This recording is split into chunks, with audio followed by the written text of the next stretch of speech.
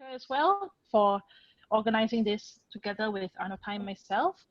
And I thought I will maybe start by in, introducing the five students who are from Singapore, but currently in two different cities, in Singapore and London. So these are five esteemed graduates from the Raffles Institution Music Elective Program. We have Kersin, Janica, John, Nicole, and Ning Hui. So maybe the five of you would like to do an introduction in that order. So Kersin? Hi, my name is Kasin. I'm currently in Singapore, but I'm an incoming freshman at the New England Conservatory of Music. Yeah, I graduated from Raffles Institution last year. Yeah. Hi, I'm Janica. Same as Kasin, I was from the same batch of 2019, so we both just graduated. I'll be going to Carnegie Mellon University in USA to study mechanical engineering, but I will be trying to add a second major in music technology in my second year. I am a percussionist and yeah, I play percussion.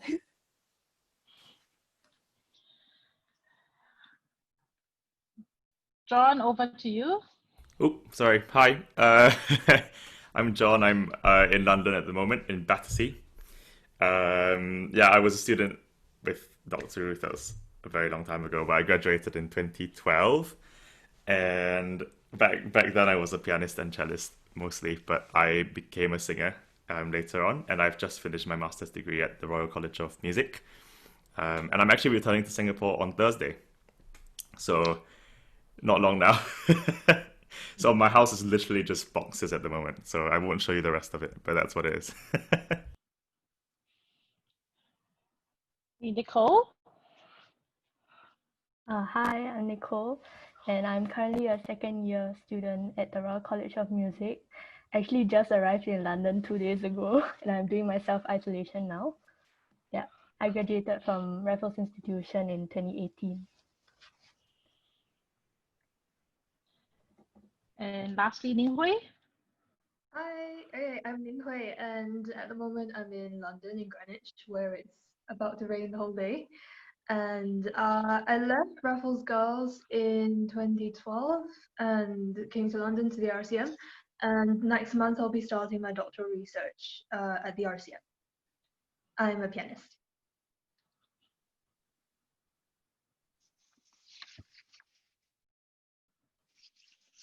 Yep. Monica? Over to me, right? I can Yes. see that. Okay, welcome everybody. Delighted to see all of you. I would like to thank Dr. Anotai very much for encouraging us to come together today. I'm very much looking forward to this session. Thank the Princess Galliani Vardhana Institute of Music for managing again to it's an inspiring event under very difficult circumstances. I know Dr. Anotai has worked around the clock for the last few weeks to make this happen.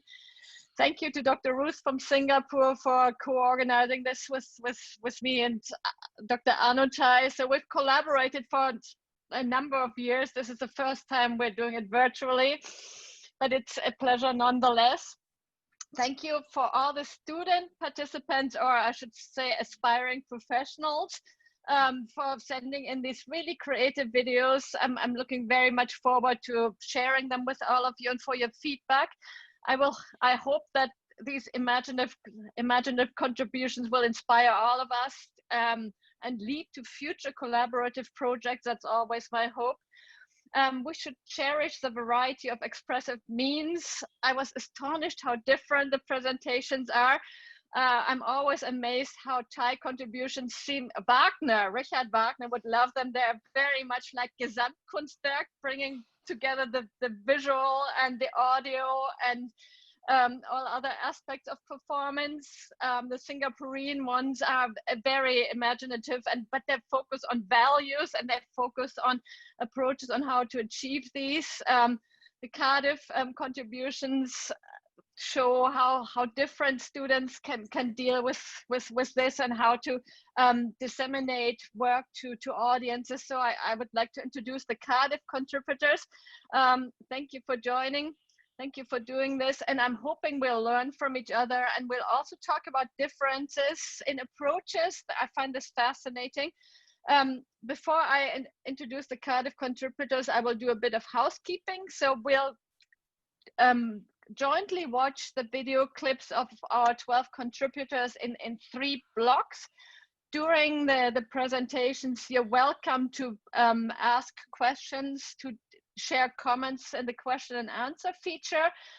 Each contributor will have an opportunity to add on afterwards. You can, but you don't have to. You can also ask your questions verbally, but it's easier in the question and answer session for those who don't really want to talk. It's always useful if people mute each other to avoid sort of unwelcome barking dog noises and other things during these presentations, but you know that routine by now. At the end of each of the 3 blocks, we will have a short moment to pause. We've prepared some questions for us to contemplate together. The 3 blocks are creative pedagogy, how to teach and conduct community music making in times of COVID is the first one. The second one is composition and musical expression. The third one is virtual presence as a performer. These are the 3 main topics that emerged in the preparation of this. After this session, we'll all go to breakout sessions, but we have to move to Zoom seminar because the webinar format doesn't allow that. You're welcome to join one of these sessions, but you can also swap between them. And we would like to encourage you to meet each other, talk about ideas of what you can do together. And then after about 20 minutes of that, we'll come back to the main session and share our findings and have a little summary. For all of these, we have some questions to encourage you to think along the same lines. And Dr. Ruth has prepared this PowerPoint to help us all through this. So let me introduce the participants from Cardiff University. First is Genevieve Yaji, who's a Chinese student who's joined us last year. She'll be a final year student next month. And she's conducted a community music project in China during lockdown. Do you want to say a few words, Yaji, Genevieve, or rather not? Shake your head if you don't want to. Yeah, I'm very glad to join this section.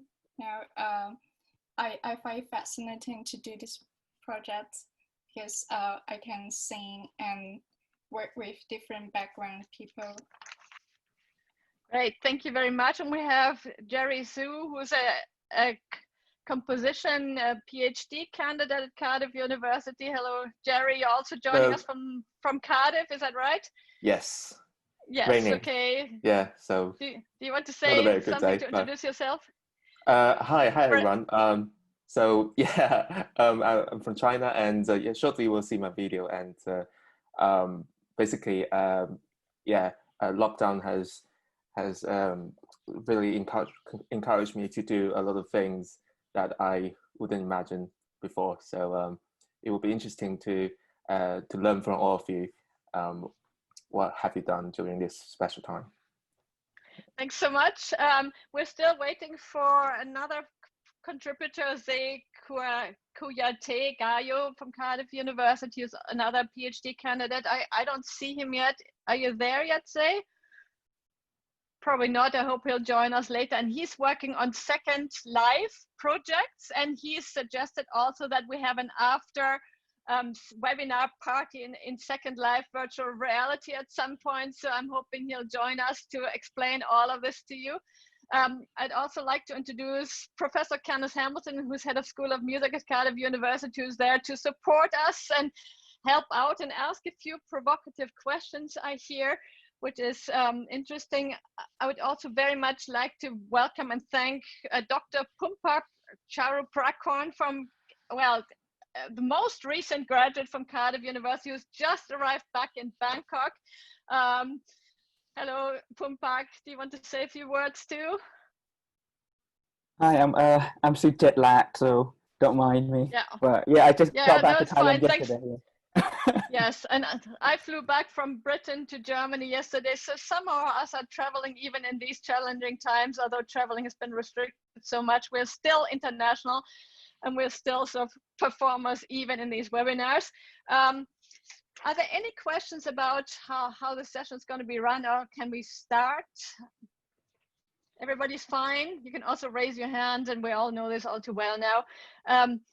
Also, I want to point out this RMA, Royal Musical Association Southeast Asian chapter activity, and we'll have a bit of advertisement. The Southeast Asia chapter of the Royal Musical Association is what brings us together for these and similar events at least once a year, sometimes more often. So I'd encourage you to look into that and maybe join us on that community as well. Anything else you would like to add, Dr. Anotai or Dr. Ruth? Or we just have a last member from PGWM joining in. So maybe if I can let those members who are already here to introduce themselves a little bit. Yep. Yeah, may I? Please. So we have 2 meters away from me will be Don, so I pass it to him first. We're basically in the same space, so. Yes, hello everyone. I'm Don. I just graduated last year from PGWM, and I'm still looking to do my master's somewhere. It is still an ongoing plan, but yes, that's pretty much everything. Yeah. Thank you. And Taratawan, maybe? Okay. Hello, I'm Taratawan Kreon, or you guys can call me Tan Tan. I'm same as Dawn. So I'm a piano student from PG. I was a piano student from PGWM, and now I am a master student, the postgraduate student of Goldsmiths University of London. Oh. And okay, so she's still on the way to travel to go to. And which degree are you going to do? The program. The creative practice is a mix between composition and media. Yeah. So both Dawn and Taratawan has been working a lot with performance, mixed media, and all those kind of things as like Gesamtkunstwerk, as you mentioned, Monica. So you see a little bit of their introductions later. And we have another 2 member, Ploy from Graz. Can you introduce Hello, yourself? I am Wachusani Karawapong, or you guys can call me Ploy. I graduated from PGWM, and then now I'm doing master at the Kunstuniversität Graz in Austria. I play double bass. Yes, and we met. She met together with Ruth when we traveled to Darmstadt earlier. So she's a double bassist. And our last member in Iceland, Kesin. Can you introduce yourself just a little bit? Hello, nice to meet you guys. My name is Kesin Jujan, and I graduated from PGWM in 2019. And I am studying my master's degree in Iceland University of the Arts in a program called NIPE, or New Audience and Innovative Practice. And I'm a pianist, but I'm interested in many things. Nice to meet you. But so welcome also to those of you who aren't presenters. You can contribute as well. You can tell us about your creative work as well. There should be plenty of space to tell us about you and your thoughts. So thanks for joining, everybody. Okay, so Dr. Anotai, would you like to put up the PowerPoint so we can see the sequence of the presentations?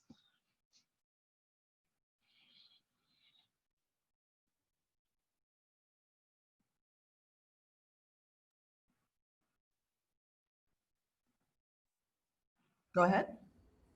Yeah, so next slide. Yeah, so these are the sequences that we will present the videos, and after each video we will have a short pause. Maybe the panelists might want to supplement their presentation with a few words, or there may be some questions, but we will also encourage questions via the Q&A mode. So please post your questions, especially if you're too shy to speak up, right? And this applies to our attendees as well. Yep. So Dr. Anutai, should we play the first video from Ning Hui?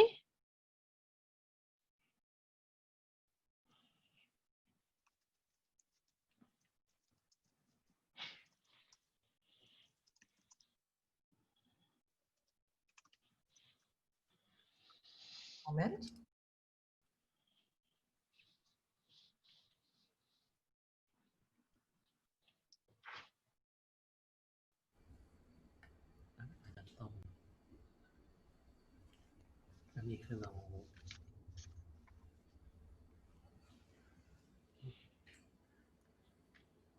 Can you hear?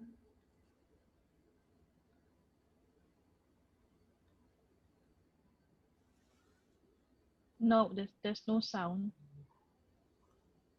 Let me check again. Should be some sound going in. Apologize for that.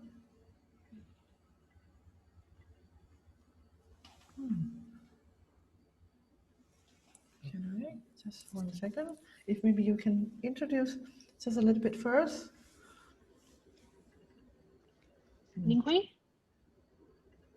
Sorry, maybe hang on. just give a broad summary. Yes, well, of we've grouped together the three of you. Some of you are focusing not only on teaching and pedagogy, but also on performance. But we had to come up with 3 groups. So the Ning Hui and Kei Jin are focusing on performance and sort of pedagogy in your respective videos. So we're looking forward to that, and maybe you can tell us a bit about student feedback afterwards. And Yaji is talking about a community project, which is another form of pedagogy, teaching normal people out there and getting them to be involved in music, because music has really been a great helper and healer in these difficult times.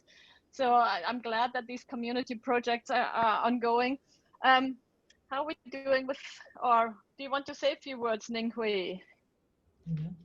Yes. So basically from April onwards, I've been doing quite a lot of online teaching, and only recently I've started to have some of my students come over for one-to-one lessons, but most of them are still coping with it online.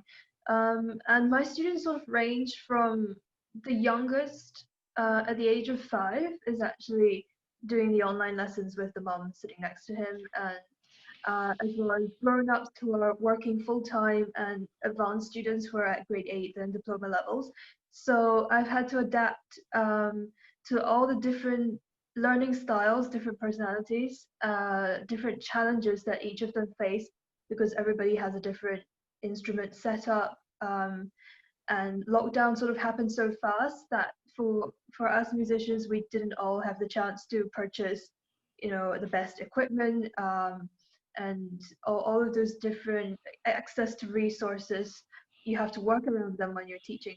So that's on the teaching front. And yeah, I have had students comment to me that I think a few of them who were already doing well before, they didn't actually feel much of a difference when it switched online, and I think they coped really well. I was quite impressed by how efficient 1 hour could be.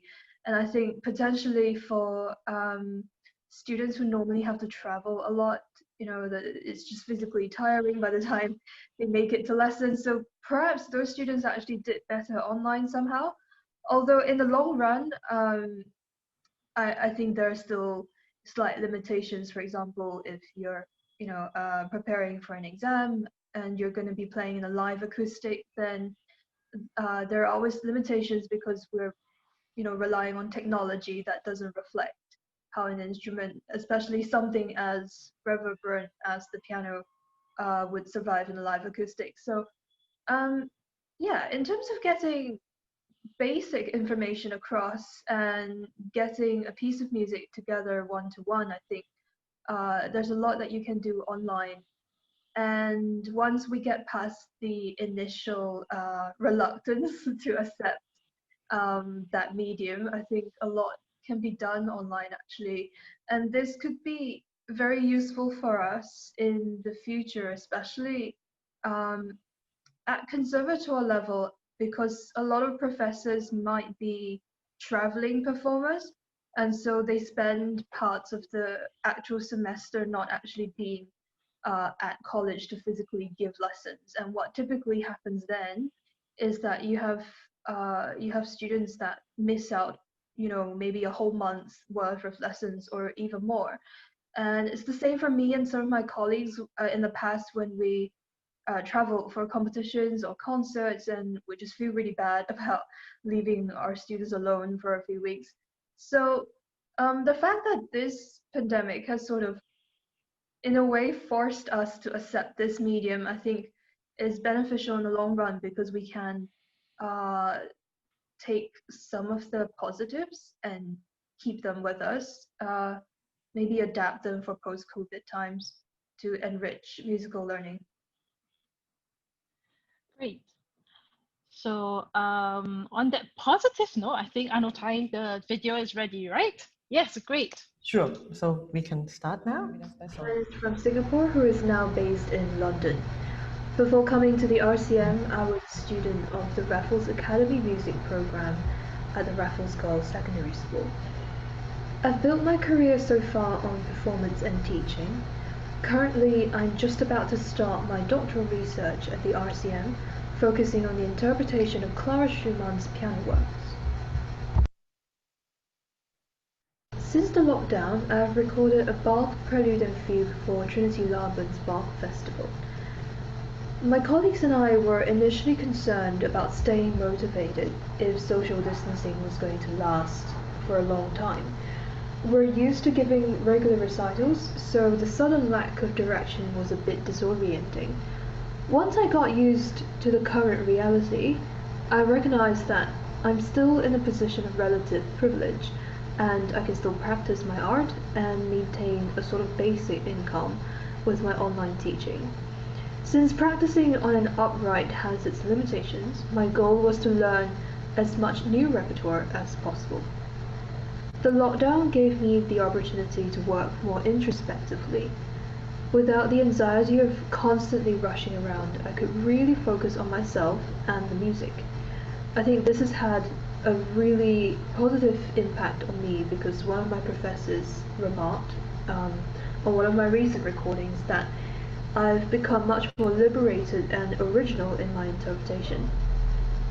I've also taken on a commission to write program notes for 15 concerts, which has expanded my insight on some composers which I thought I knew well, but actually didn't.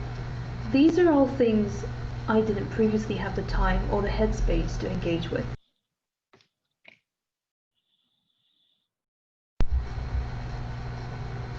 Since the lockdown, I've turned to social media to share my music. What I've learned in recent months is that people really engage better when you show them your thought process instead of just the end product, because it makes your art more accessible to them. I've been posting short clips from practice sessions, and it encourages me not only to practice more efficiently and intelligently, but to record with more confidence and precision so that I can get it all done in one take. It's also heartwarming to see the positive response. It seems that in isolation, people realize how valuable art is, not to survive, but to live.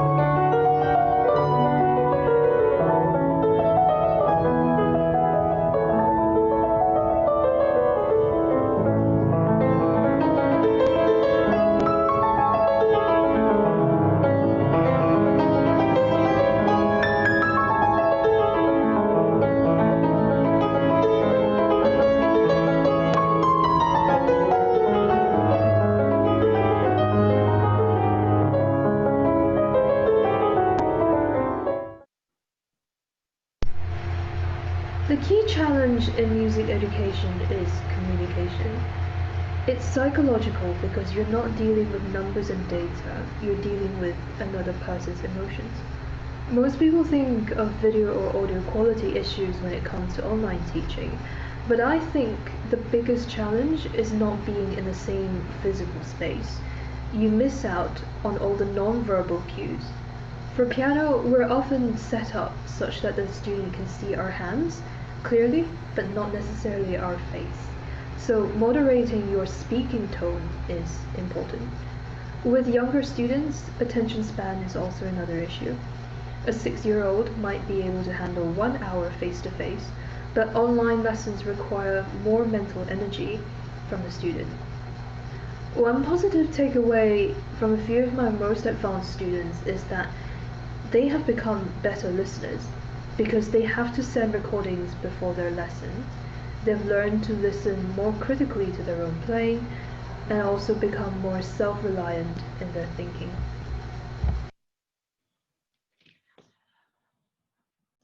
Okay, thank you. Ning Hui, is there anything you would like to add at this point? I never knew 5 minutes could feel so long. Adding on to that, not much really, because in terms of teaching, I've only been doing them one-to-one. I've not been doing any sort of group teaching, so yeah, I think I'll leave it at that.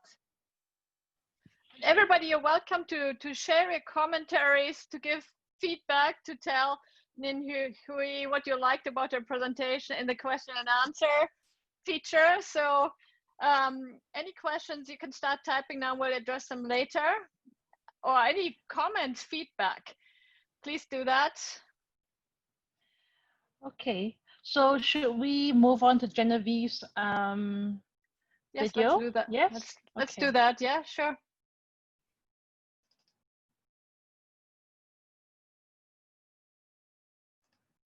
Hello everyone, it's my pleasure to be here with you today. Before I begin, please let me introduce myself briefly. My traditional name is Yaje, and friends commonly call me Genevieve. Currently, I'm a second-year student from Cardiff University of Music School. So today, I'm going to be talking about my volunteer experience of organizing a virtual choir, which is a creative project on recruiting international students to sing an anti-epidemic song called Waiting for Blossom by a Chinese composer, Zhang Kunkun. And particularly, I mentioned on the feedback received by a wide range of audience to this marvelous project. First of all, let me begin by giving you some background information about this project. I've started being a director to a small choir group since March this year, which during the serious period of COVID-19 outbreak into the global.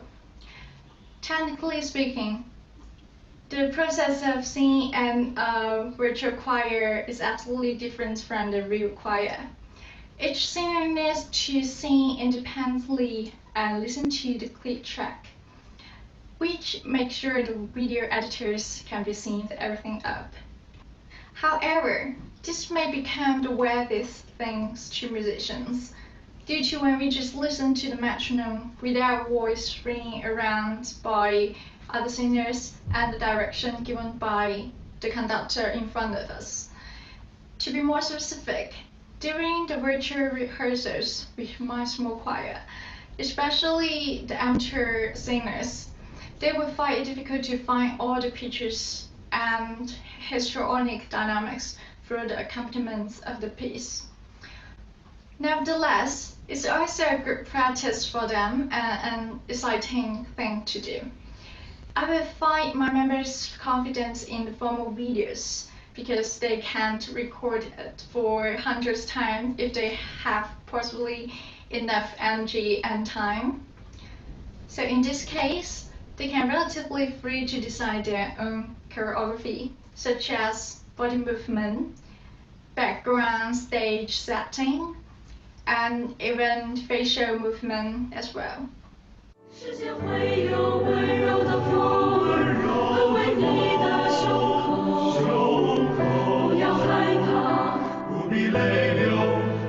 们在你的身后，心间会有最美的花，开在希望之中。只要坚强，只要等候，阳光在风雨之后。请相依，手牵手，不管路多远，我们并肩向前，向前。Finally, we will land on the audience reaction after the publication of the video. In general, we received a lot of positive comments from the audience. For one reason, the positive lyrics and melody made the audience not only feel happier, but also boosted their self-esteem to some extent. More crucially, it potentially reduced feelings of social isolation among people. In addition, a majority of audience applauded that this new creative trend gives to the music a broader platform for promotion. Anyone from any country or region can easily find positive energy from virtual performance online.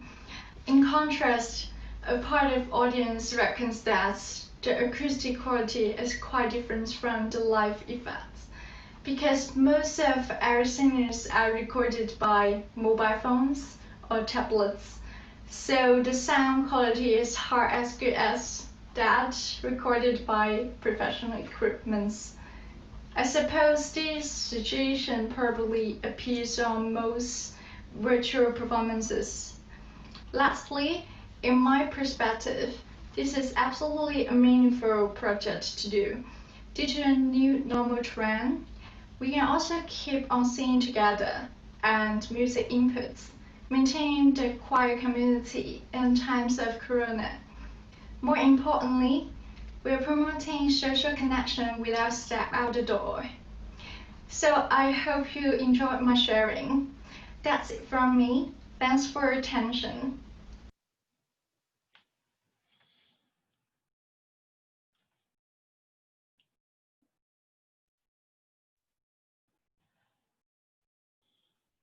Thanks very much, Genevieve. Are there any questions? We're trying to get the question and answer feature sorted, which John just pointed out doesn't work. We're working on it, but you can use the chat, or you can ask your questions or make your comments verbally at this point before we move on to the next presentation. Anybody? If not, we'll move on to Keishin. Hi everyone, my name is Kasin and I'm a pianist. I graduated from Raffles Institution last year and was part of the Raffles Music Program. After graduating, I went back to my secondary school in January this year to do relief teaching for the Year 1 General Music Program and Year 3 Music Elective Program. In February, I flew to the United States for my auditions and is happy to announce that I will be pursuing undergraduate studies in piano performance at the New England Conservatory of Music. So right after I came back from auditions, the COVID-19 situation worsened in Singapore and we went into circuit breaker. Everyone was stuck at home, including members of the trio I was part of for A-Levels Music Practical. We still wanted to play together, so we decided to record ourselves playing virtually.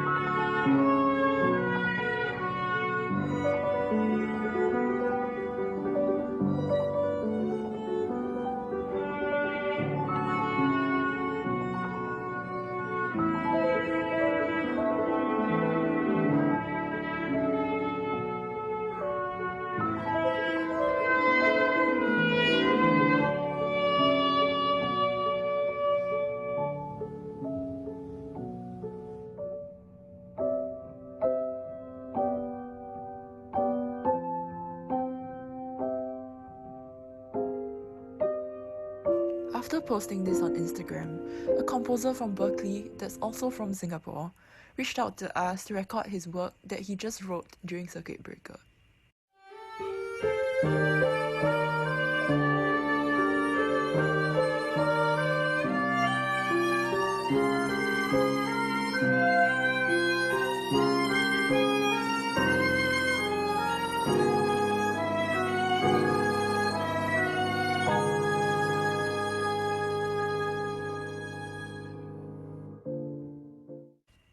I was still teaching at RGS in the meantime, and lessons were being moved online. So instead of playing together in real life like this,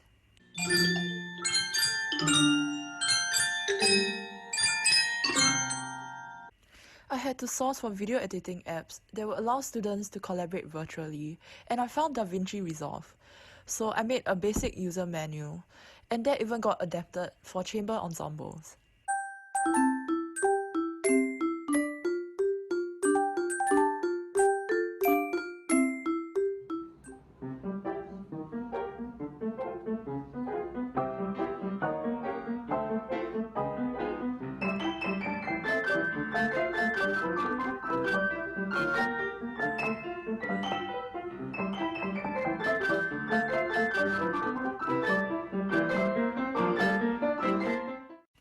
Apart from teaching in RGS, I was also recording an album for a musical production which I was part of in 2018.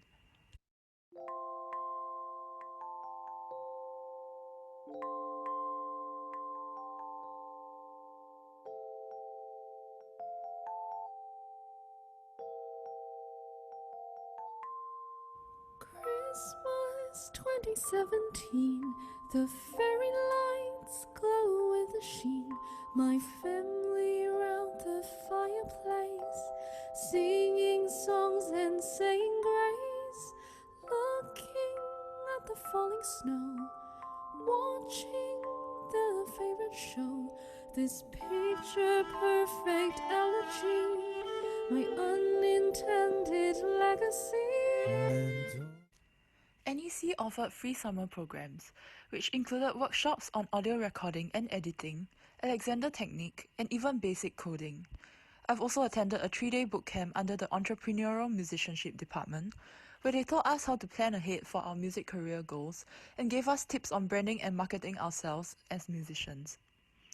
These were extremely helpful as it brought the attention away from music making alone to more realistic and practical ways in which we can develop ourselves during these unprecedented times. So this is the end of my video. Thank you so much for having me. Thanks very much. And Professor Hamilton just came into me and said, that's way ahead of anything that we can do. So it's amazing how you do this thing. It's very advanced, and I will learn a lot from this, and I hope the others will too. There are many different things to be learned from all of you. Actually, if we put all of this together, we'll be living in a perfect world soon. I know, not. Right. Any questions, comments? Still haven't managed to get the question and answer feature working. No. Here's something I think to think about. All of these online platforms, and it's very obvious in the videos here when they work, is that what is completely missing is basically tone color, tone quality. You get basic dynamics, but the entire development of performance from about the 1840s onwards, a lot of it was really concentrated on tone colors, especially on the piano, but also in other instruments as well. In the 1880s, Hans Lick, who was doing a performance by Bernhard Stavenhagen in Vienna, said that the art of tone color was a relatively recent development, which he really meant from about the 1840s onwards. Now, what we seem to be doing is going backwards. Basically, the main means of musical communication here now is very simple dynamics and melody, rhythm, and tempo. But the tone color has mostly vanished, except in a very simple way. So, if this becomes the prime means of communicating music, then we're actually going to have to think an awful lot about our performances and performance. And so, in other words, we will be operating on a Baroque style terrace dynamics, because this is really the only thing it will come through. We will have to reconceive romantic and early 20th century music performance. Okay, that's all I have to say. Thanks very much. Any other comments or feedback for any of our three panelists? Can I chime in? And questions? Please, John. Oh, thanks. Yeah, I was going to ask as well, based on what you've said, Dr. Hamilton, about whether that's constrained by recording ability and equipment, because there was a project I saw recently by a choir where they recorded everything professionally in lockdown separately, and the piece was not constrained by time. So they had 4 video screens, and you could play 4 YouTube videos side by side, and you could play any of them at any time, and they would interact based on the way you clicked the videos. And the amazing thing was the quality was nearly professional. So in that sense, I felt like tone quality was absolutely very close to the real thing. Of course, not exactly the same. So I'm really curious what you think about a project like that in this time, and whether that's something you'd. Yeah. I think it's, well, I think various things, but I think you're right. It's possible to get better tone quality, but bear in mind, even the very best recording, I've just spent the weekend in recording sessions with the most expensive equipment, doesn't quite reproduce a live tone quality, which is one of the reasons we perform live. Now, but it's not just the recording equipment, it's also the pianists. Supposing you're talking about piano players, most of the time they're recording on not particularly good pianos in their house or whatever.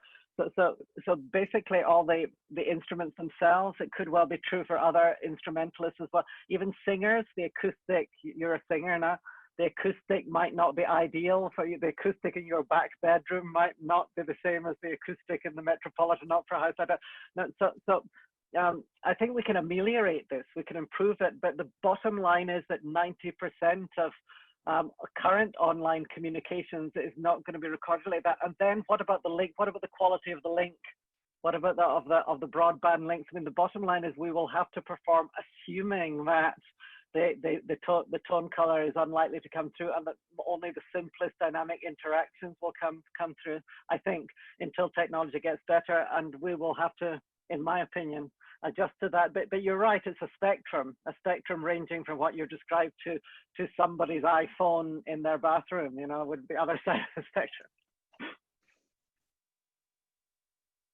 I just want to add on very briefly to both points that John and Kenneth just brought up, because as I mentioned in my video, Trinity Laban did a Bach festival, which was never part of the plan for this year. And the only reason why the keyboard department came up with that for the whole Well-Tempered Clavier and some of the works was because that was the one composer that like Kenneth said, we would be able to record it with decent quality, regardless of what kind of instruments we had, what kind of a room or recording device we were using, and most of us were just using our phones.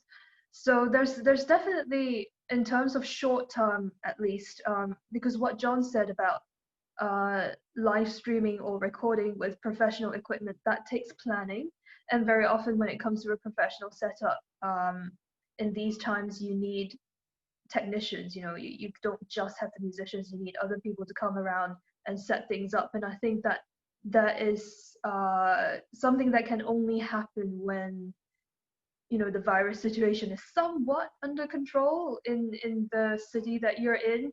And if everybody's locked at home, then all they have is their phones and whatever they have at their disposal. So if that's going to be the case for another year or so, then I definitely agree with Kenneth that we would have to rethink the sort of repertoire that we have for virtual performances, and maybe even duration of performances as well. Yeah.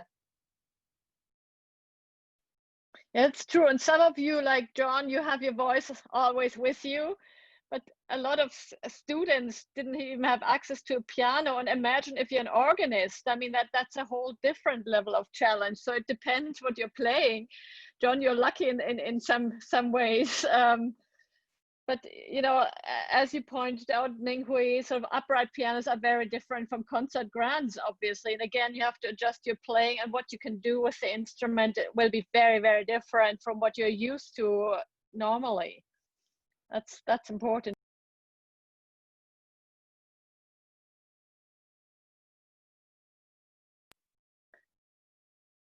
We've had one question, a test question, the question and answer session, so it does seem to work for some of you. Thank you, Ruth. It only works if you're an attendee, so panelists are not allowed to post questions. So I suggest we stick to the chat. Okay. Would that be all right? That also. Yeah. Yeah, fine with all of us. Okay. Are there any other comments you would like to share, or should we move on to the next block? Yeah. I think, well, one more group of musicians who, you know, always have their voice with them are composers, right? Because composing takes place mostly on computers now. So we can move on to the next block, which is actually composition and musical expression. So here we will have 4 videos, 4 presentations. And first up would be Kitsin Chutran.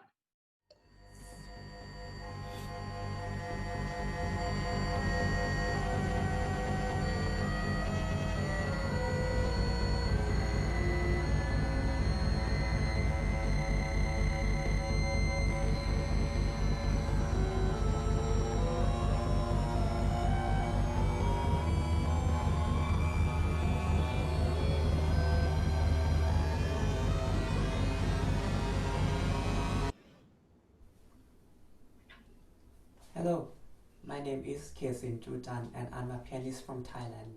I have always been interested in combining music with other media such as writing and visuals. And during the lockdown, I felt that it was a difficult time for me. So I turned to writing as a way to cope with negativity arising from isolation. And later, that writing became a basis for my piece called Pandemic Poems.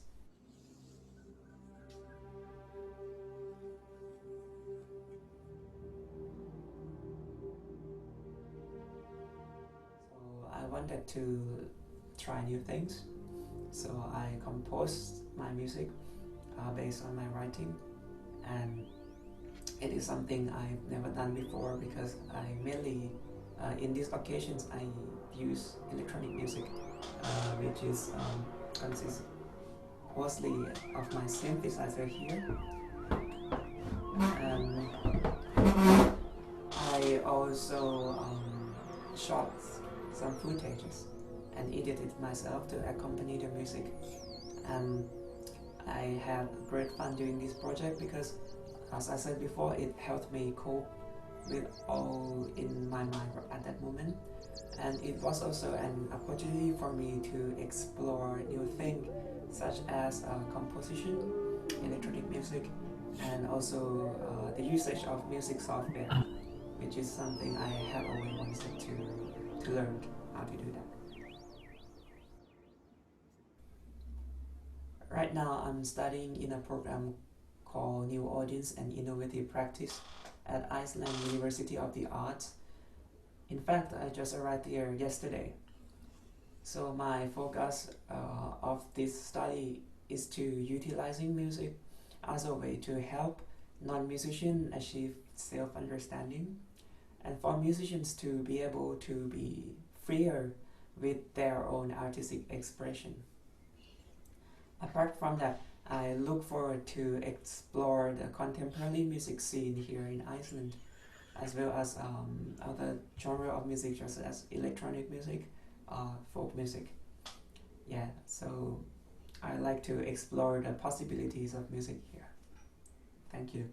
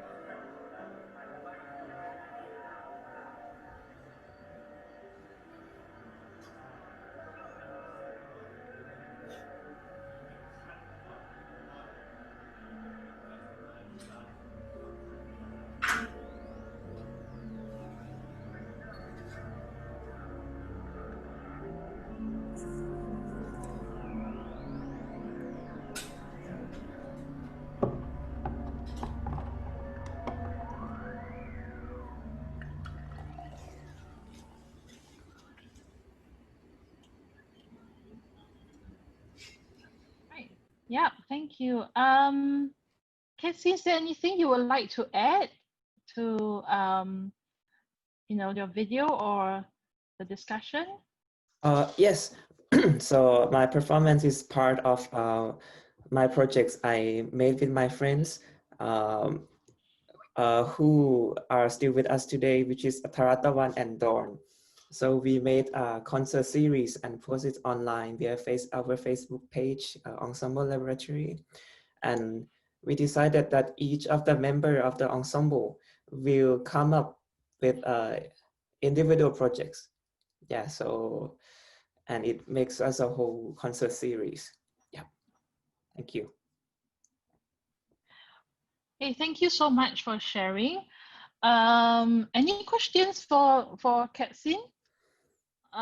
Well, feel free to please post questions on the Q&A for attendees or the chat for panelists. Perhaps we could move on to Jerry's video. Hello everyone, this is Jerry Zhuo here in Cardiff, United Kingdom. I'm a composer and I'm now finishing my PhD in composition here at Cardiff University. I'm originally from China and I have been living in the United Kingdom for 10 years now, so I have quite an overseas living experience. This experience prompted me to conduct my research around the issue of self-identity. Basically, I'm trying to answer the question of who I am and what does that mean. So in my music, I'm trying to reflect the findings and my opinions on these findings in various ways. COVID-19 has, however, put me back to the broader issue of national and racial identity. It was resulted from a widespread racism against Chinese and Asian people at the beginning few months of COVID-19 outbreak. What I found extremely shocking is the use of racist terms by politicians in several countries to instigate hatred against Chinese people in exchange for political benefits. I was rather shocked by all these things happening around the world, and this made me feel closer than ever to the consequences of abusive naming, labeling, and stereotyping. With these thoughts in mind, I began to compose a piece which is now called Name It. I wanted to convey my feelings over the situation, including anxiety and anger, and I wanted the piece to be my response to this racism as well, which to me is a defiance to the racist actions, and I wanted to express this defiance in a sarcastic manner.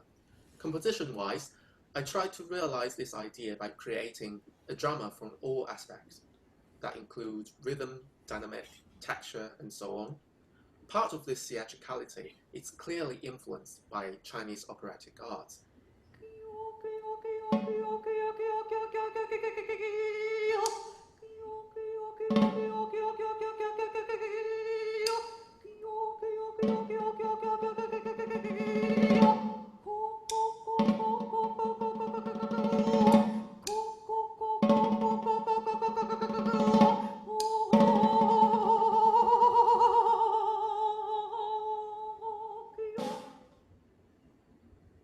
As there are two performers in this piece, the soprano and the percussionist, I made the soprano the good character and the percussionist the bad character. For the soprano, I created lyrics that consist of different names of the virus, which were broken down into fragments. Later, I decided to make the percussionist sing as well. So the two performers create an argument, both textually, that is, around the naming of the virus, and also texturally, a competition between human voice and the sound from the snare drum.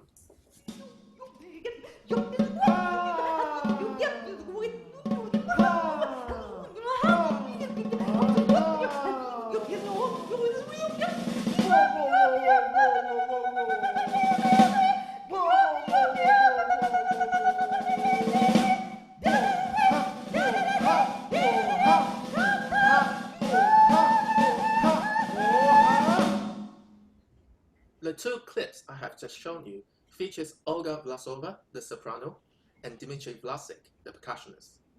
The video was recorded during the 7th St. Petersburg International New Music Festival, which happened in Russia in this July.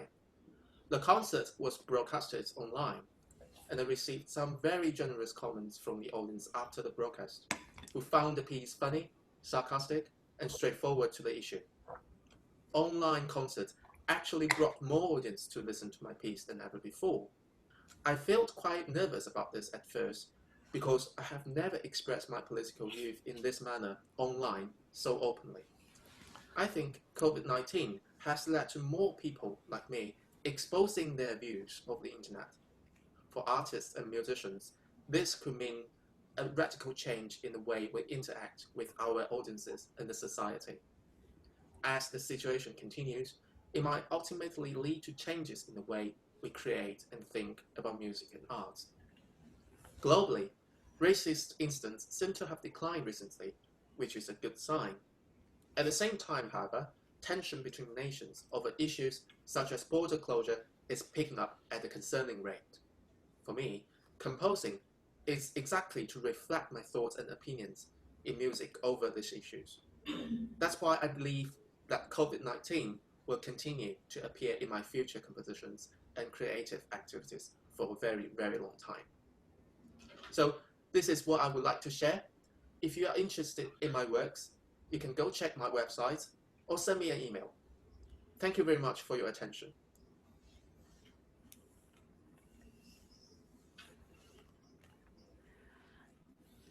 Okay, thank you very much, Jerry. Is there anything you might want to add? Yeah, sure.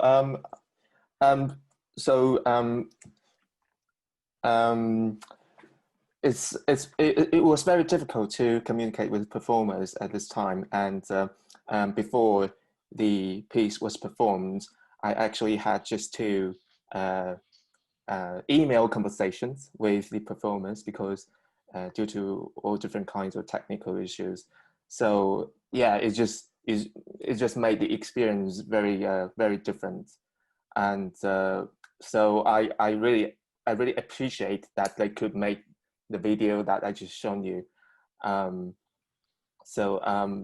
Yeah, it's a very strange experience as well when you see all the different recording equipments in the video, which is basically telling you that yes, this is made during COVID-19, is special. So yeah, I think everything is very special at this time. Yeah. Thanks very much. I think you're raising some very, very important issues, also political connotations, which we probably should discuss a bit further. But also you're part of creating a musical legacy of COVID that's going to be there when the virus is a long distance past. Your piece will still be available. So as you say, there will be traces, and COVID will have left imprint on the musical landscape, not only through performances, but also through compositions like yours. And as Jerry mentioned, he's got a website if you want to listen to the whole of the piece.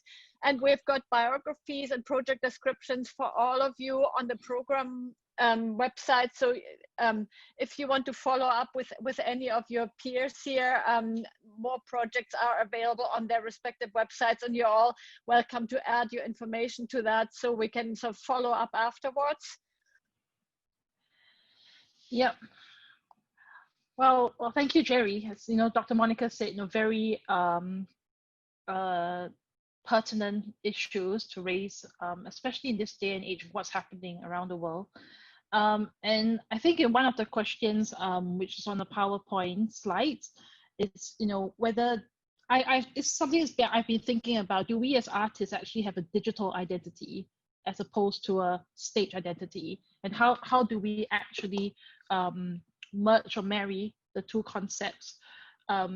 So there's something for us to think about, and maybe we can discuss it later as well in the breakout sessions. I see that John has a question on the chat. Should we address it now, Monica? Or maybe John can, Jerry can actually John. reply. Yes. I mean, I thought I'd just put it there for later, whenever is right. But yeah, whenever it's right. Okay. So he's actually asking if the conception of the piece, whether you consider writing it for an actual Chinese opera singer and a traditional drama. And conversely, how do you feel that the piece was premiered by two performers who, in all likelihood, have not shared a similar experience as you, if they're not from Chinese or Asian diaspora? I think, yeah, it's a very interesting question. And after I listened to the recording, after the performance, I immediately noticed the very clear kind of a little bit Russian influence in the recording, because in the score, I wrote down instructions such as gibberish and just speak something. So you can tell from the recording, if you listen closely, that yeah, there are some Russian words maybe in there, which makes as another layer of meaning to the piece, I think, which is fascinating to me. I didn't. I was thinking about operatic music, Chinese operatic music, when I was writing it. But not specifically for that voice or that tone color. So because I wanted to be performable for on the Western instruments. So yeah, I didn't really think about that, but yeah, I suppose if this piece was performed by an Asian or a Chinese performers, then yeah, you will get a totally different performance. Yeah, thank you. Thank Thanks you, so Jerry. much. What sort of what audience feedback have you had, if any? Did people get in touch with you? Yes, some of them. Yes. Basically discussing about the the impact of the politics of naming. Basically, most of them really agree with my views. Yeah, but yeah, so I'm glad I haven't been criticized. so yeah, yeah. And how did you get involved in the festival in St. Petersburg? So did you yeah, compose that specifically for that festival? Yeah. Yeah. So there is a basically a summer school for composers, and they did a great job to move everything online. So we had all the courses, all the tutorials, everything, presentations online. So yeah, again, very strange. I was just sitting here at this place, and I did everything basically here, and I was eating when cooking, when listening to others' presentations, and so it's in a way it's a very it feels good because you can just sit here, but composers, I think we want to meet each other as well. I think that's true for everyone. So yeah. Thanks. I actually think John's question, the last sentence of John's question, how do you feel the piece was premier better provided might have not shared a similar experience as they're not from the Chinese or Asian diaspora? That could have been taken several ways.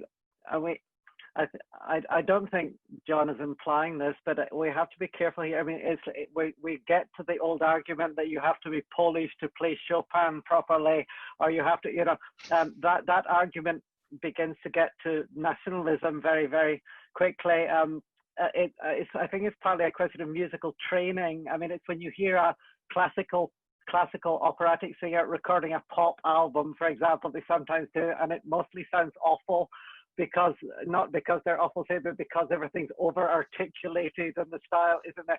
I think it's a question of being able to, if you like, incorporate the style, an appropriate style. But that doesn't necessarily mean, I would suppose, you'd have to be from the Chinese or Asian diaspora in order to internalize that style. Because if we take the extreme version of that argument, we're in Wagner's Jewishness in music territory. That basically, unless you are German, you cannot understand this music, and this sort of thing.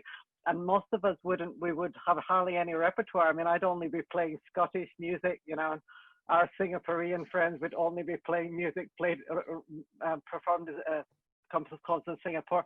So I think we have to be very careful about dividing the question of actual nationality and ethnic background with knowledge of the style or familiarity with the actual style of the composition, because the other way actually, Jerry, goes into the direction that you deliberately wrote the piece against, you know, basically would involve a strengthening of the sort of nationalistic aspects, you know, which presumably was one of the points you were trying to make in writing the piece in the first place.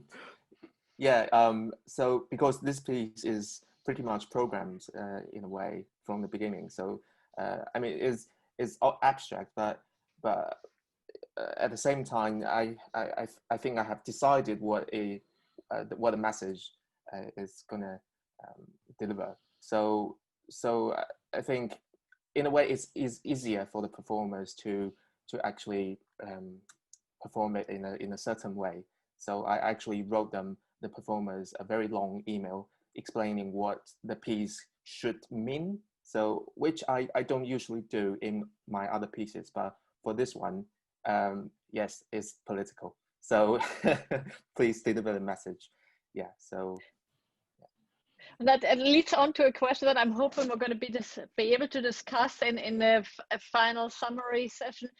I'm very interested to find out how studying abroad has shaped your experience as a musician, as a composer, as a performer. You know, how are you different, Jerry, now from how you might have felt when you were still in China? And most of us have had study abroad experience, working abroad experience, and that it's changed me and my perception of the world. So that's something to keep in mind. Think about that, and let's talk about this afterwards.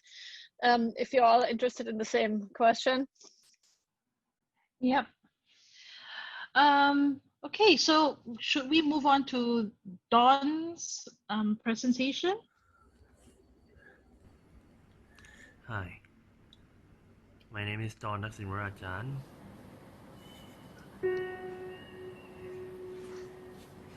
And I graduated from PGVIM. I can play piano a little bit. I do sing. I made soundscapes sometimes, and I generally love to improvise.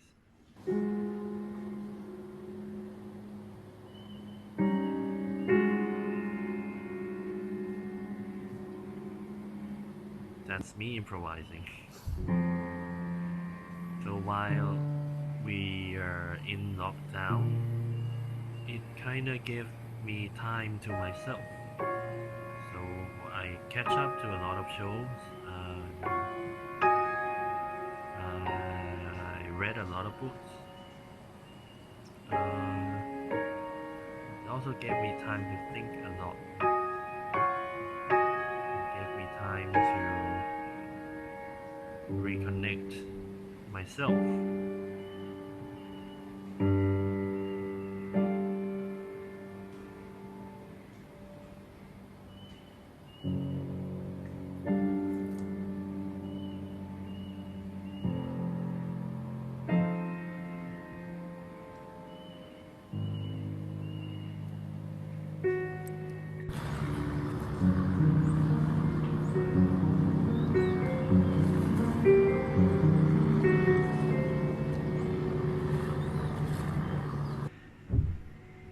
Kind of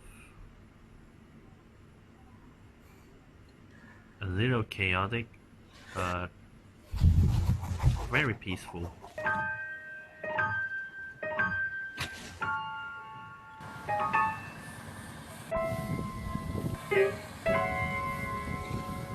So I made a piece about how, well,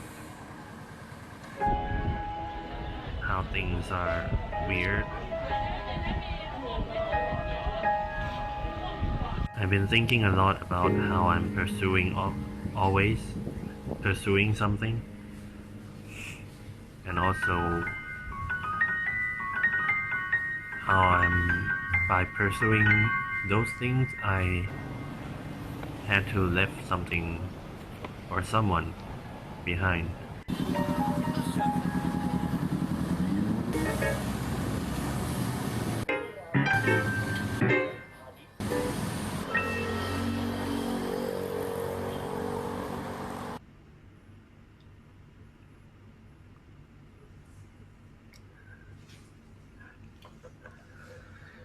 Thailand is in a confusing state right now. Of course, the pandemic has a role to play in it, but there are other things. I think it is a wonderful time to be alive.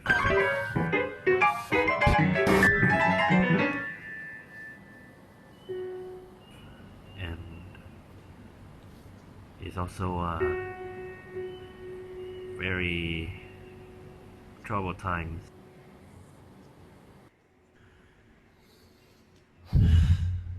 I used to think a lot.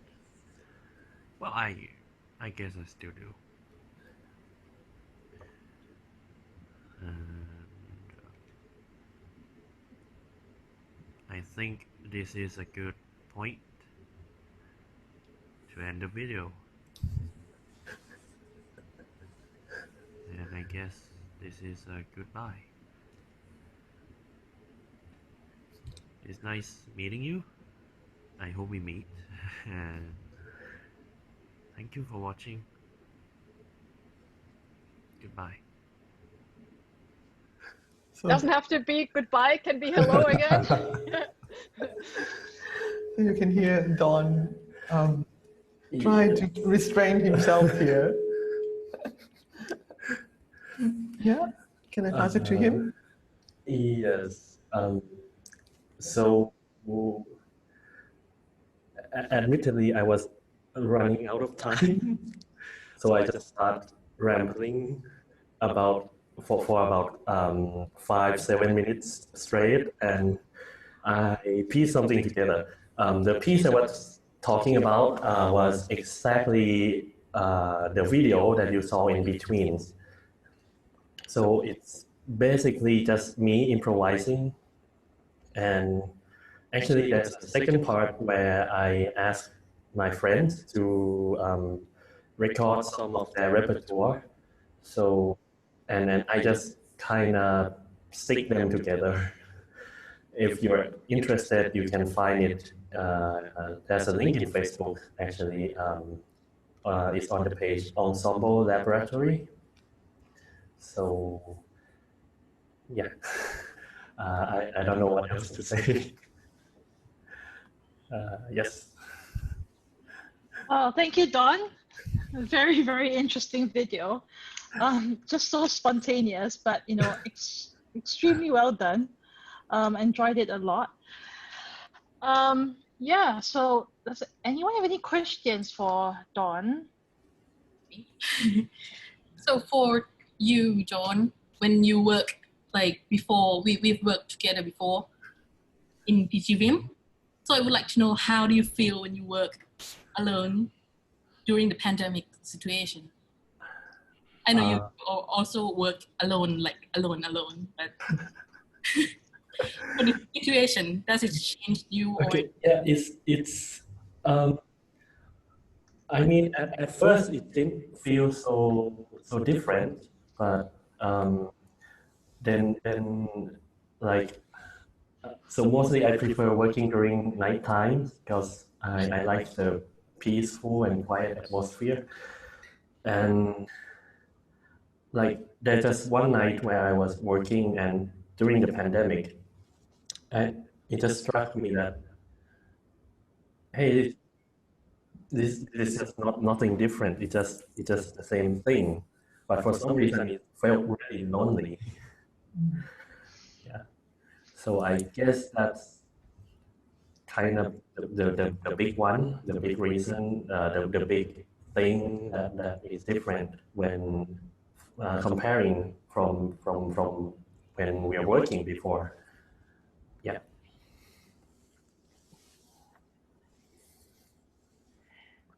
Yeah. So one of the questions that I posed for this session, which we will share after the next presentation, is I guess being at home. You know, I was at home for about 6 weeks, and I was working with composition students, 14 of them, and there was this inertia, a big inertia from them, and these are A-level students who have a hard deadline to meet. And I just wondered, how do we then identify, with the pressures of, our productivist culture, and how do we actually identify with productivity in a lockdown?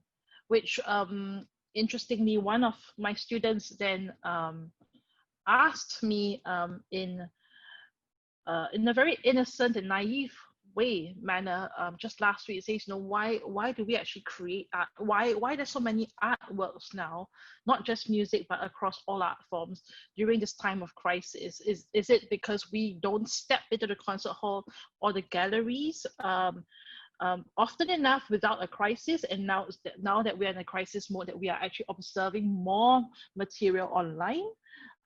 So has it always been there?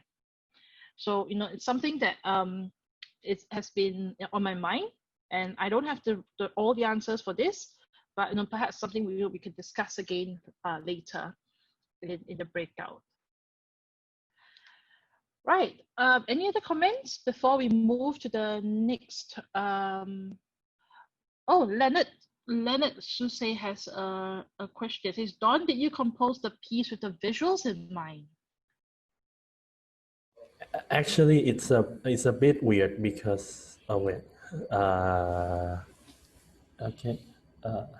okay. So it's a bit weird way that I worked, because at first I kind of made a video, and I was thinking I wasn't gonna improvise but use my friends' recordings in them, and then it doesn't really work. So instead, I just made something. I just pieced the videos together, and I just try to improvise all of it.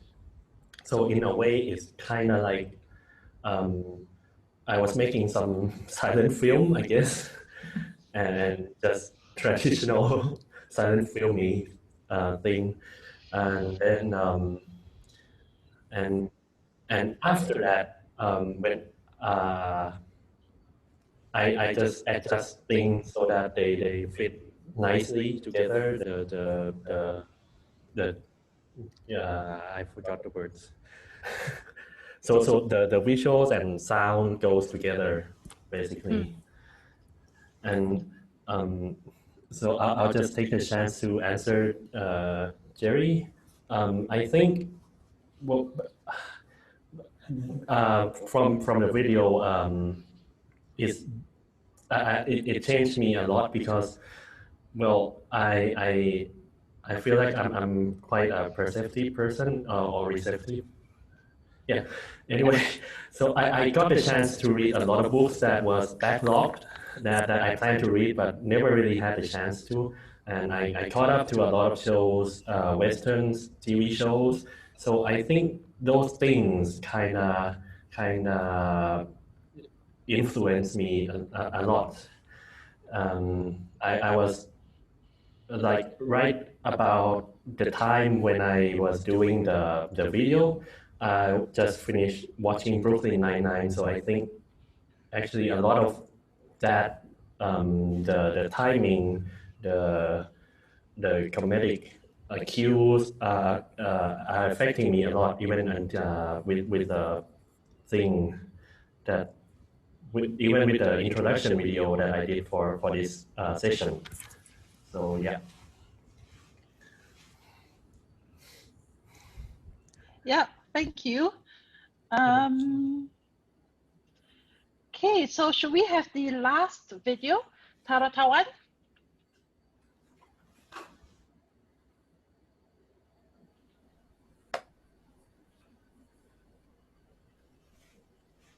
My name is Taratawan Creon. I'm Thai, and I am postgrad student of Goldsmiths University of London.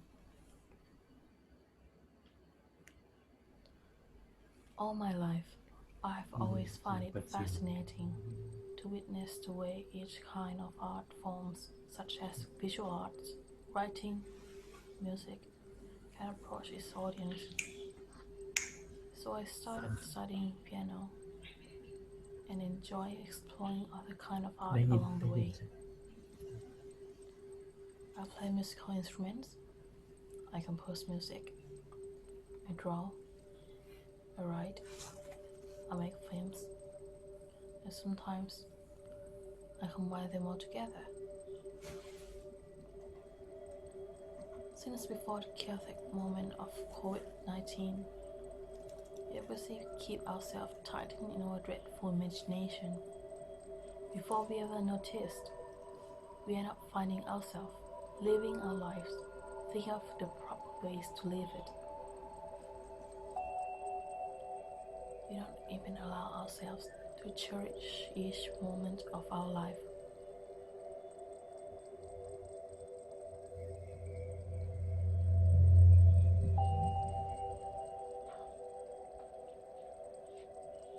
In the first few months of the pandemic outbreak, I had to move back to my hometown, self-isolated, away from everyone.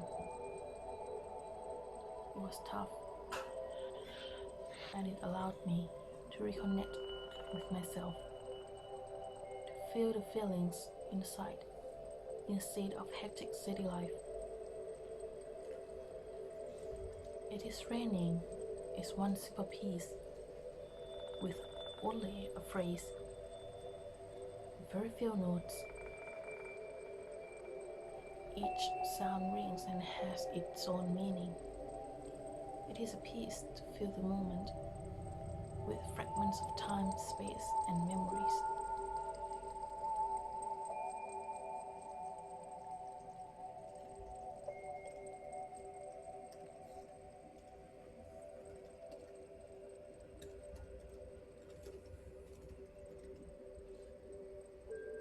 To appreciate life, to live between happiness and melancholy, to remember and to forget, to feel the moment of peaceful longing to someone or something, or even somewhere else.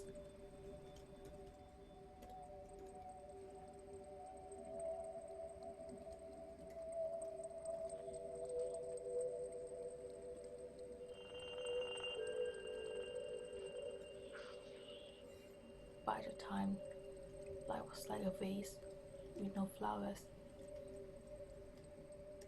you think you could feel them. You could get a hang of their scent in your memory by the tip of your nose, but there are none of them in your sight. And by then, we allow ourselves sink into the moment for a short while, to think of what we made, to think of what made us alive, to sink to the immensity of emptiness.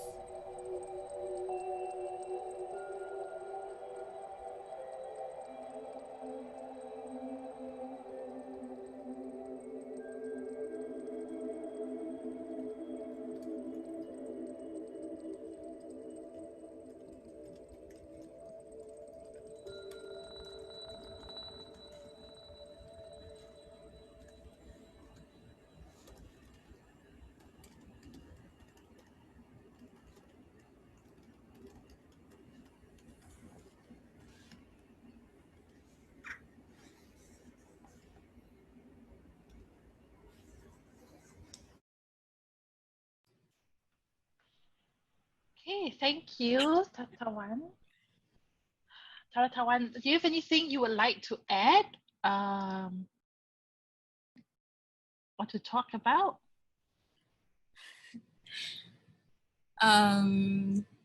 This piece actually was a part of the project with ONLAB, the ensemble laboratory, where I work with my friend, also Kesin and John.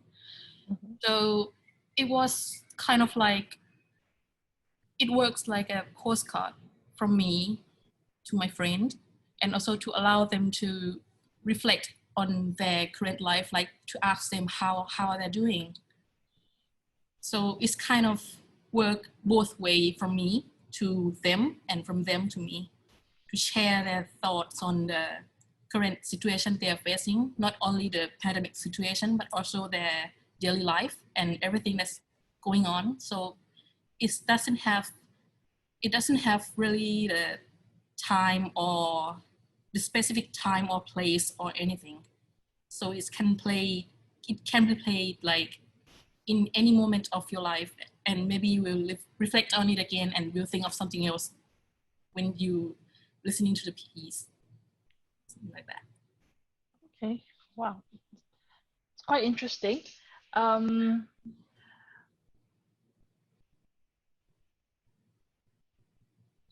I guess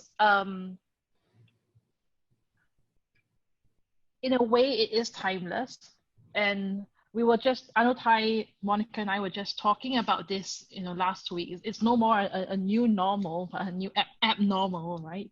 So when we think back to this whole episode of 2020, it's a complete washout, but so much experiences have stemmed from it, and it does actually the product of it is actually this new abnormal that we are really approaching at the moment.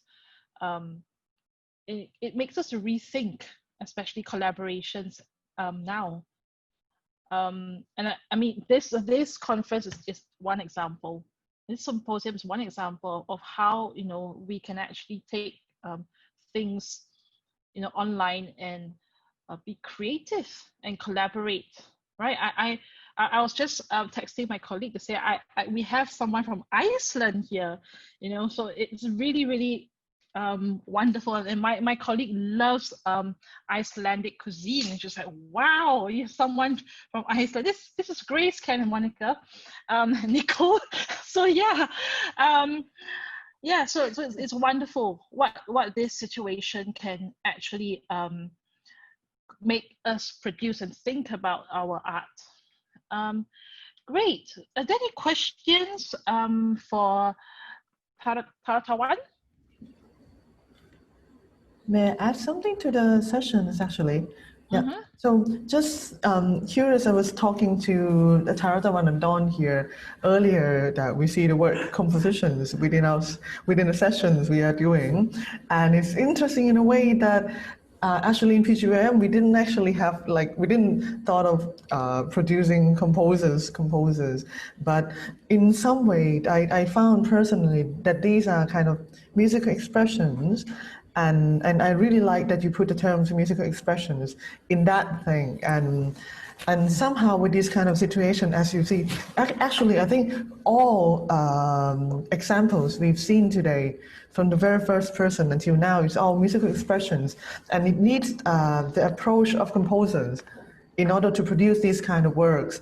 So somehow with these seclusions of COVID or all this lockdown, when we actually possibly the very first time in 100 years that we actually have time to ourselves and not being connected, constantly in connection with everything else, and everything seems unreal because of the internet and everything. So the ideas of uncertainties of a virtual actually make you realize, or someone like Don must have been thinking whether himself is real anymore at some point in his work.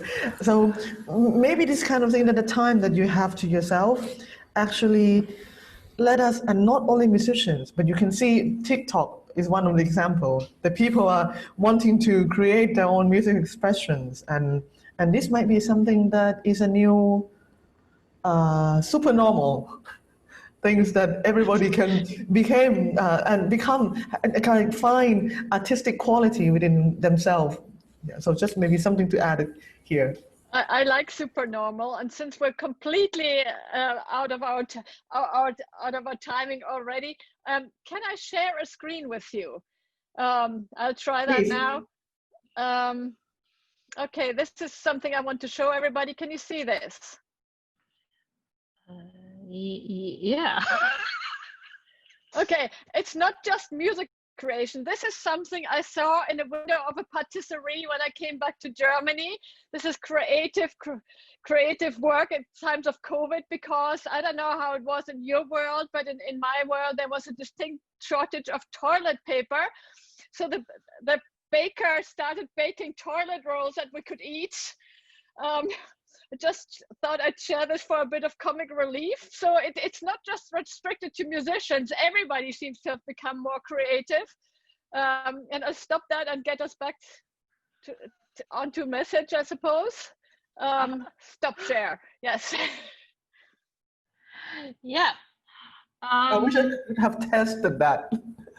I hope the flavor doesn't recall what it looks like. No, yeah, it was quite nice. we Could I have just- something I just- similar in Singapore. Yes, sorry, Ken. No, I was just going to say 1 or 2 points that you were all making. I just like to, I mean, first, some of the art created by COVID is, if you like, personal therapy from the people creating it, and that's fine. It's always the case in every era. It will take, decades, maybe a century to work out what will survive or what is of more universal value, and that's normal. But it's also normal that these sorts of times elicit a booming of artistic creation and reception. I mean, in the can't remember 1830s or 40s, there was a big cholera epidemic in Germany, and there were all these cholera cantatas and stuff like that. Fanny Mendelssohn wrote one, for example, and they're mostly completely forgotten now, but they were actually quite important at the time. And I'm sure people were sitting there going, nothing will ever be the same again, of course. And it was to some extent. So in other words, we've been here before historically, but what it does do, I think, and will be permanently, and we will all know this in our own institutions. I'm sure Anutai will be familiar with this, and you, Ruth, will certainly will be there. Is that it clears away the dinosaurs, it clears away the traditional arguments for things, because we could have done lots of Zoom teaching years ago. The technology platforms were there. Not perfect, I know. It's not perfect to give Zoom violin and piano and singing lessons, but it's possible. And as somebody was saying earlier, if you're traveling, if your teacher is traveling, doing touring, then a Zoom lesson is better than no lesson at all. Now, all of this was possible, but it's taken the fact that we've been forced to do it for the institutions to be able to push it through. I mean, I have colleagues and staff meetings who would refuse to do anything, saying it's not possible, it's dreadful, it couldn't possibly have, and this has shown them to be wrong. If we have to do it, we can actually do it. And the next stage will be to decide what is actually better. In other words, a Zoom lesson is better than no lesson at all, for example. But what is only forced on by circumstances, and we want to go back to the old model, and what is actually an improvement? There will be some things that are improvement. I mean, I'm amazed, the Comson from PG Vim sent us links to the students' final year recitals at PG Vim with their online recitals. And I was just we were all staggered, because, the amount of imagination that had gone into them to actually create a multimedia experience, was just amazing. It was massively better than anything we'd conceived of over here. And it takes that sort of fourth catalyst. We are going to have to engage with that. I mean, I immediately wrote to my colleagues and saying, how we need to do this. We need to do this. How are we going to do this? We need to find out. And so this will improve what we're doing, in that sort of way. And that sort of thing will remain, because ultimately we are in a multimedia environment now, whether we like it or not. And the old days where I sort of walk on the stage and bow and play the piano and everybody probably wants, and that's all, are probably gone. And that's probably better. So we should just accept the things that are going to be better and value that. We should reject the bits that we've just been forced to do, and we should clear away the cobwebs, clear away the rubbish and all these sort of old farts that are saying, no, this is not possible. They have been proved to be wrong. Okay. And so now I can say, well, you're wrong. There you are. You're wrong. So shut up. And I like doing that. As head of school, I like saying that. So it's a flush of the toilet in some way. Indeed. A very good analogy, Anutai. We have the cake to help with that, yes. Yeah. It does. Well, I think because in the interest of time, should we move on to the third block? Yeah. And so the third block would be the virtual presence as a performer in times of COVID. So first up, we have John's John's presentation. Hi everyone, my name is John Lee. I was a student at Raffles Institution. I did the music program there and graduated in 2012, so that's the connection with all of you. I went on to Oxford and did an undergrad degree there, and I'm currently I actually literally just finished my master's degree in vocal studies at the Royal College of Music in London just yesterday. So I did my final recital yesterday in person, which was very exciting. Yeah, what is life like as a musician here, and especially as a singer during the pandemic? Well, obviously, like many others, concerts have all been cancelled. So the recital I did yesterday was the first thing I've done live since March. And when lockdown first happened, I found myself wanting to be very creative, but I didn't have any instruments at home with me.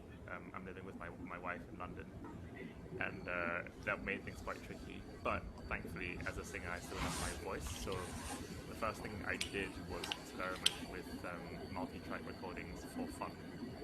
So here's an example of Earth, Wind and Fire September, which I did, and it went sort of, it didn't go viral, but it did fairly well on Facebook, so it was quite exciting. So here's an example of a multi-track recording.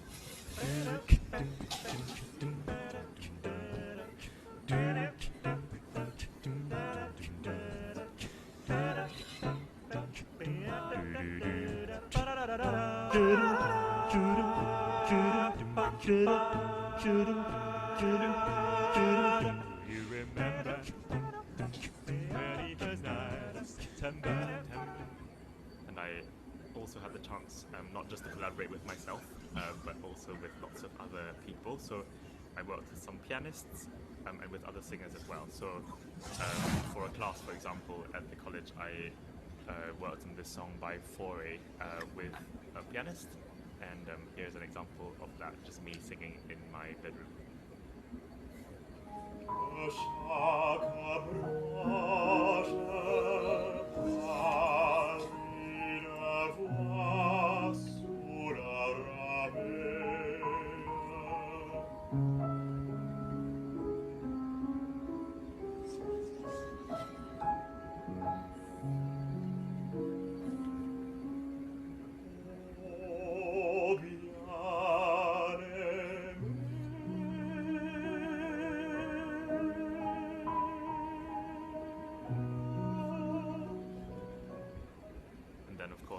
Working with other singers as well was something I missed a lot. Choral singing is so different online because you can't actually do it in real time. So here's an example of us obviously recording separately and then someone putting it together with software. So this is Charles Wood's Hail Gladdening Light, which is a very English piece. Hail gladdening light, hail gladdening light.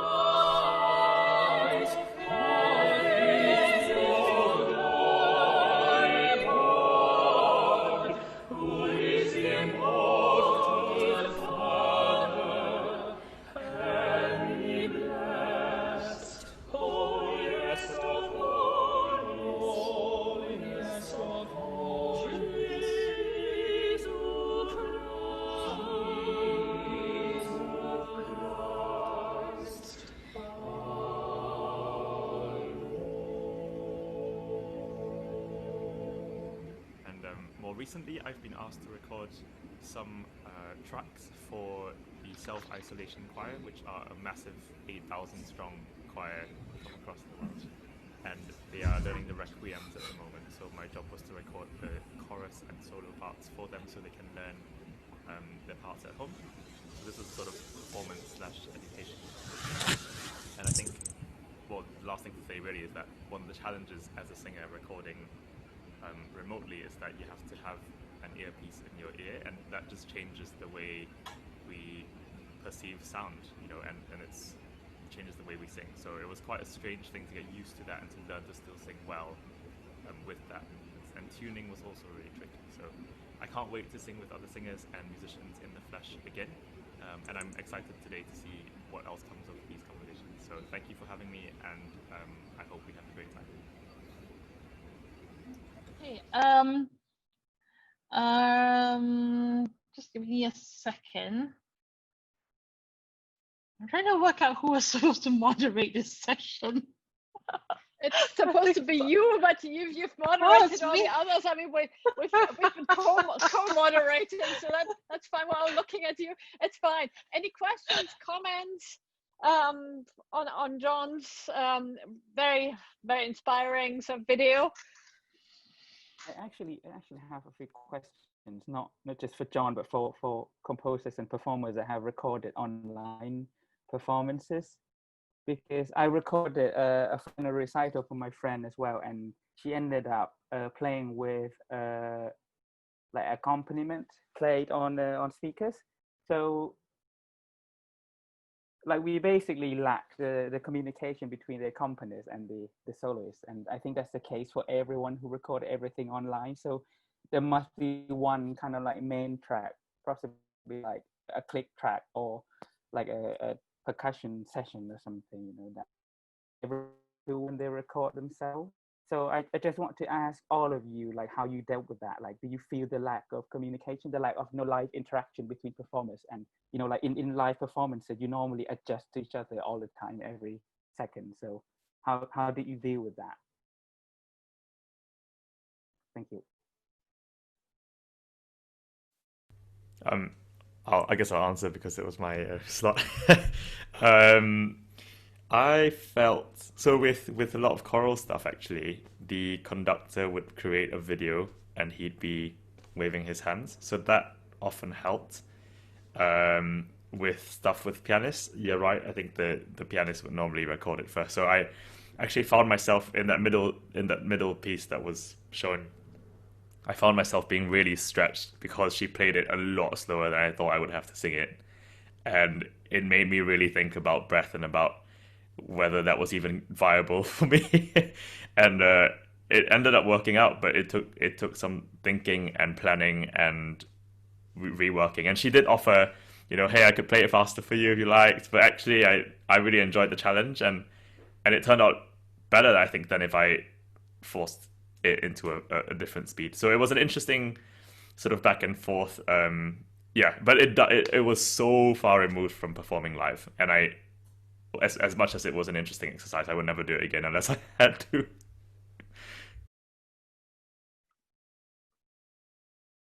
Yeah, I think we all agree that this virtual world is a distinct second best, despite all of some of the advantages it offers, and that's one of the biggest challenges. We've had this with students having to do recitals with pre-recorded accompaniment. It takes away the spontaneity, the interaction, some of the things that make performance so much fun and so exciting. So it takes out the edge in some ways. But the result is nevertheless quite enjoyable. I think the other thing to say as well is it makes a real difference what repertoire you're choosing. So there are some pieces where it could absolutely work virtually, and there are others where it's just impossible. So yeah, I mean, I've seen people try to do these arias with huge cadenzas at the end, and then the pianist just barges in, obviously, because they have no idea how long this cadenza would be. So there are pieces where it just doesn't work. So it is really important with this sort of thing to think about repertoire. Well, we need better editing skills in that case, Yeah, that's the other option. Skill.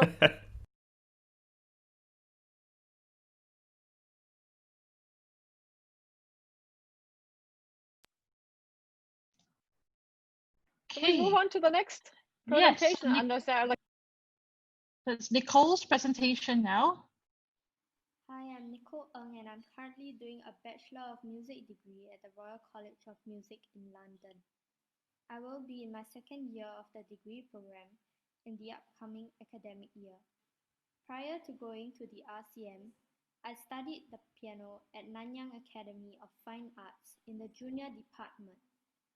I'm also an alumnus of the Raffles Institution Music Elective Program. The COVID-19 situation has impacted me in many ways.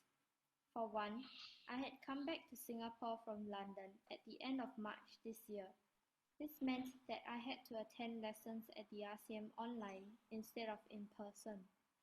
The differences were most significant for my piano lessons, as our lessons were often subject to the Wi-Fi conditions of both parties, and the sound quality from Skype or Microsoft Teams is not the same as the real thing. There was a struggle to communicate effectively through sound for both my professor and I, and hence I decided to send in recordings of my playing prior to the lesson for my professor to listen to first. This turned out to be a great benefit for both of us, as my professor could hear my sound better, and I could track my progress better as well. With online lessons, there was also more flexibility in arranging the next lesson, since there wasn't the need to travel for lessons anymore. In terms of listening to music, the obvious downside to the COVID-19 situation was that there were no live concerts to attend. Being in London then, attending concerts was a big highlight, as the vibrant music scene there meant it attracted many world-famous artists to perform there. However, with the absence of performance opportunities for these artists, I got to see much more music content, such as small snippets of their music making at home on their social media platforms. For example, Maxim Vengerov uploaded recordings of him playing music with his daughters on his Instagram page. Many concert halls also provide free streaming of their past concerts online, which was not available before. Lastly, I also got much more time during this period to learn more repertoire and for self-improvement in general. Despite the limited live performance opportunities, I also got to record Madness improvisation as part of my professor's Madness project in the Chetham's International Piano Summer School. In a way, I find that there is much more sharing of resources and music making worldwide compared to before, even though the COVID-19 situation has definitely taken away certain luxuries. Thank you, Nicole. I think we can all relate to Nicole's situation, and what she's discussed. Especially how has our musical lifestyle changed during COVID.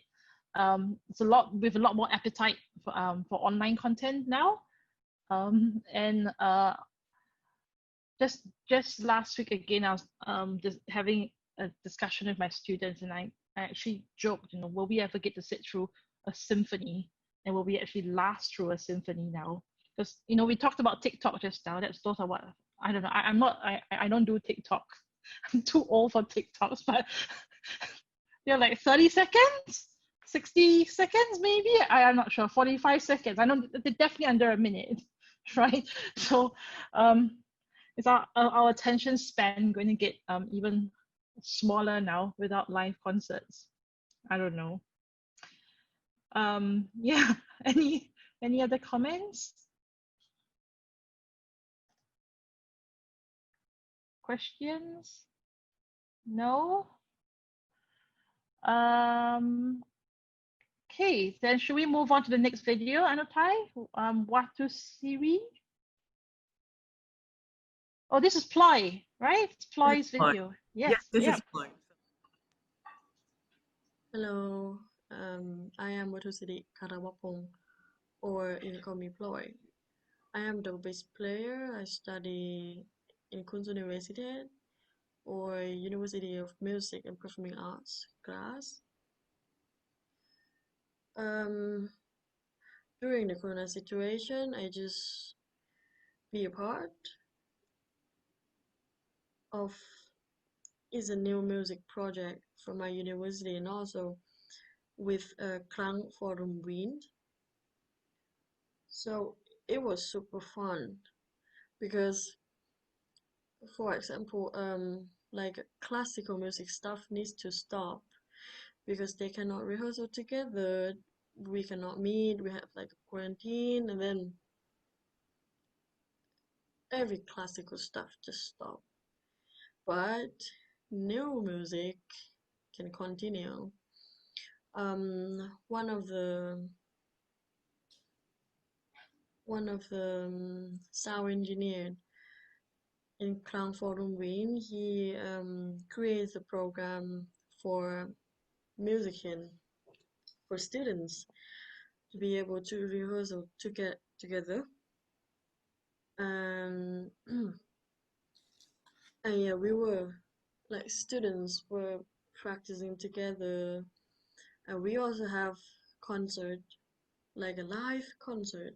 We use Zoom to present the virtual to see some musician, and we also use another program to make a live concert, live music. Yeah, it was really cool, and it showed me a lot that you need to be blended and then adapted to the world. You cannot just play the classical music because it was 200 years ago. So I think a part of the music world was just cooking, because I love Thai food and I also have lots of time. But the thing is, during the Corona situation, they stopped import, for example, like ingredients or lots of things from Thailand. So lucky that I have one friend, like he also Thai. We were going out to a farm, to farms, and then we also try to go to the market that have lots of farmers come and sell their products from their farm, which we can try lots of vegetable that I didn't know, some vegetable that I never ever know before in my life. So we just try it so that we will know which one can replace Thai vegetable. The good part is I can now go out and I can talk with people. I can also practice German. I can also talk with people that, just get to know them, get to know how they think about life, get to know why they're still doing or why they love to be farmer and how they grow plant. So yeah, it was really, really good for me. And after I try and talk with lots of farmers, I also get some plants in my place. So I think Corona is boring, but I think I find something new and fun to do during it, so I think it's cool.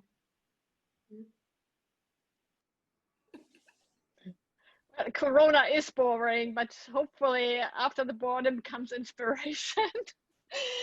Somehow it's not just growing vegetable outside, but it's growing inside. That is interesting for me, for Floyd. Yeah. Thank you. Floyd, do you have anything to add? Nope. No. Have you grown any vegetables at home too? Yeah, how's your... Yeah, some Thai basilicum, Thai chili, and some like carrot, tomato, something that I can eat. Yeah. You might be able to compose some new recipe. I try. Yeah. Yeah, I mean, we've all taken up new hobbies. I have a student now who's been so inspired by baking. She's writing a composition about baking, and that yeast ran out from our shops in Singapore for the longest time, because everyone was baking. Yeah. Okay, thank you so much. Do you think we should just move on to the next presentation? We can? Yep. I can. Yep. Yeah, time is moving so quickly. My goodness. Yeah. That's good. It's very. It's Janika's now.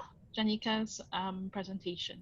Hello everyone, I'm Janika Oh, an alumnus of Raffles Institution from the batch of 2019.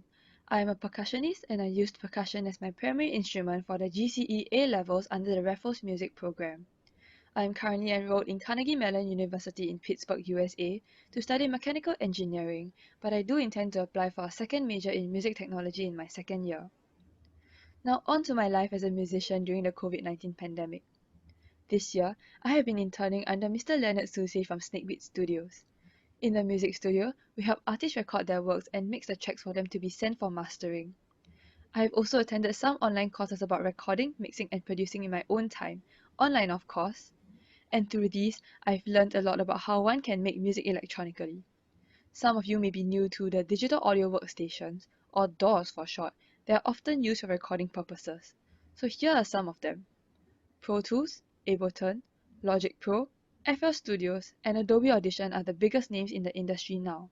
And yes, while you can record your own music using your phone's voice recorder, it just isn't the same without a microphone.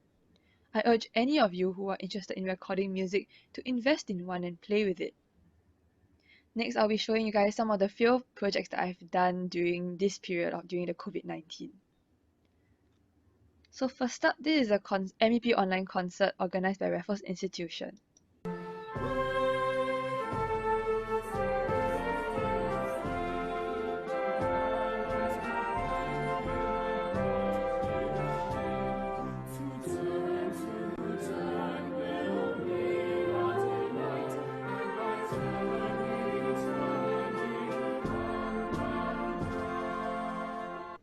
So I think this was one of the biggest mixing projects that I've ever done.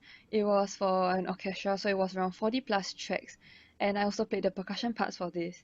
I think it was really interesting that I could play the timpani, the bass drum, and the snare drum all on my electronic drum set.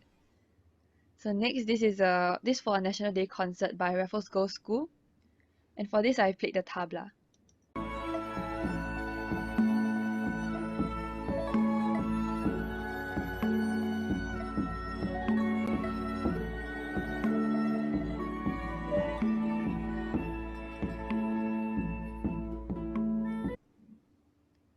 Next, I also did a charity concert via Instagram TV with some of my friends.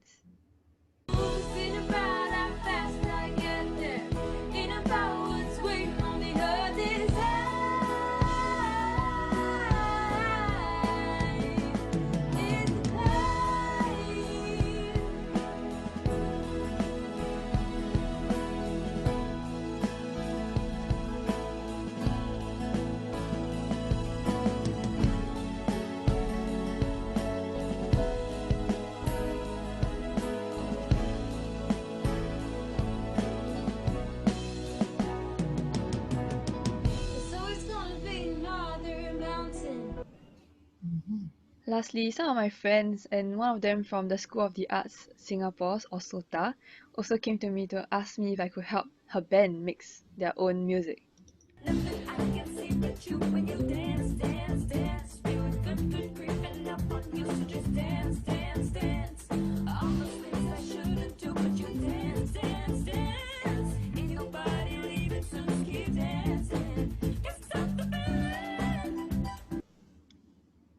Yep. So, I think an important part in performing online is the video aspect of it. So do use a good video editing software like Adobe Premiere Pro and make sure you record your videos with reasonable quality. Social media has also been a great way to expose your music and content to others, as I'm sure you guys would know. As I've mentioned about some of the online concerts before, I think it's now more apparent that people have to learn how to record their own parts properly so that collaborating remotely with other musicians will be more seamless. So here are a few tips for you guys. First, please record your video with proper resolution. And next, listen to a metronome while recording so that all of your tracks will be aligned to the same BPM. Record your parts individually so that mixing will be much easier. And please record in a quiet place too, so no birds chirping in the background, no doors opening and other stuff like that. Use a proper recorder, and even if you don't have a microphone, I would think that a phone's voice memo or voice recorder function is already much better than extracting the audio from a video that you have recorded. Lastly, I also want to add that when mixing, you can always layer tracks and also correct many things such as rhythm, pitch, and tempo, but it can't fix everything. Therefore, you still have to play your parts properly, or else your audio engineer will have a massive headache. In my opinion, I think online concerts are a very good way to expose more people to music. Most of the time, going for a concert requires one to pay more money, so there's already a barrier to entry, especially for those that are curious but do not want to spend any money for fear that they actually will not like the concert. Using social media platforms are easy ways to reach out to a wider audience of people who originally had no access to music. Furthermore, there's always been this culture of musicians selling tickets for their concerts, and this has probably translated into musicians sharing their online concerts on social media. And as good friends, a lot more people also end up watching these videos, hence exposing more people to music. Originally, I had 2 to 3 concerts planned during the year before I would go to university, but due to COVID, I wasn't able to go for practice and the concerts were even cancelled. Since I'm a percussionist, I haven't been able to practice much either ever since lockdown happened, and I already can feel myself getting rusty. Nonetheless, even though my concerts were cancelled, there came up many other opportunities for performing online and even learning how to mix my own music. I've also decided to make my own project, and it's a bit embarrassing to share, but I made my own travel vlog using videos I recorded before the pandemic happened when I was in Harbin, China. I made the whole 10-minute long backing track for the vlog myself since I wanted to challenge myself to producing my own music. Having nothing better to do during the circuit breaker, it was great having my own mini project and to set deadlines for myself so that I was still productive. During this time of social distancing, I've also been surprised at how forthcoming musicians are. Or interning in the studio, many musicians have instead recorded their own parts at home with their own equipment and sent these tracks back to my boss to mix. This can all be done remotely, so I think it really helps sustain his business. This was only possible because many musicians nowadays were knowledgeable on how to record their parts properly, and after the lockdown lifted, some of them came back to touch up some of their parts and hear the mix. I am really grateful that music is starting to incorporate technology into it so that we can still continue making music even in this time. Okay, that's it for now, and thank you for listening to my sharing. See ya! Thanks very much, Janica, and thank you for all the positives you're reminding us of. And you also mentioned in the chat that your boss is here. Maybe your boss would like to provide some feedback as well, or anybody else wants to chime in.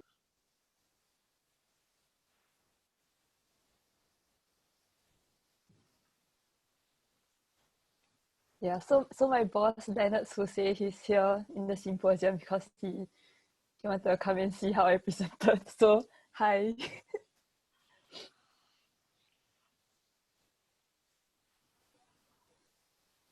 Would you like me to invite your boss to be one of the panelists? Leonard, do you want to be invited to be a panelist? Leonard? Why not?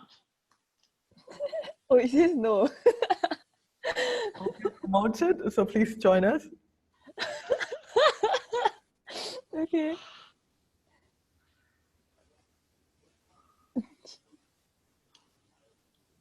It's okay. I think we maybe we don't put him on the spot. Yeah.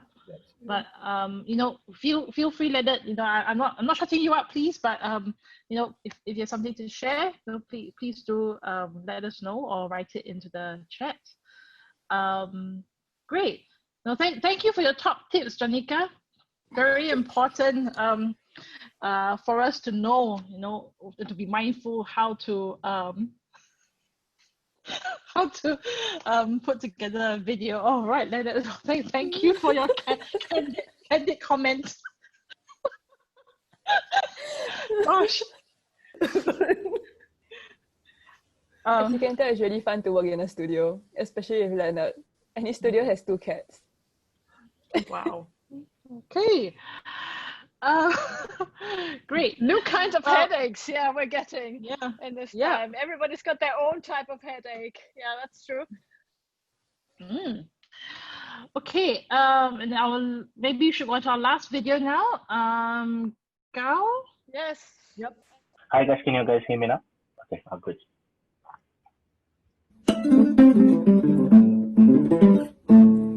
Hello everyone, my name is Zé Arwanan Koyate. My artistic name is Gaio, so you can call me Gaio. I'm originally from Brazil, Rio de Janeiro, and I'm doing a research about this West African harp, which is called Kamalangoni. And the title of my research is Kamalangoni Harp in Mali and Burkina Faso, the Tradition of Invention. During lockdown, I was finding ways of engaging with the audience while performing. I decided to use Second Life. And not only I did the performance, but I also was able to create a space for musicians to come in and share and exchange music, as well as doing some lecture demonstrations. And I will be showing some of this for you today, while you hear one of my compositions that was made during lockdown, which looks at someone who is very sad and doesn't say anything. And so somebody else is asking, what's the matter with you? So I hope you enjoy the song while you see everything, all the activities that I was able to do in Second Life.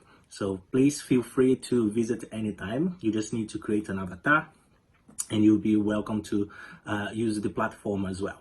Okay, thank you very much and I hope you enjoy. The name of the song is Jarabi, which means love.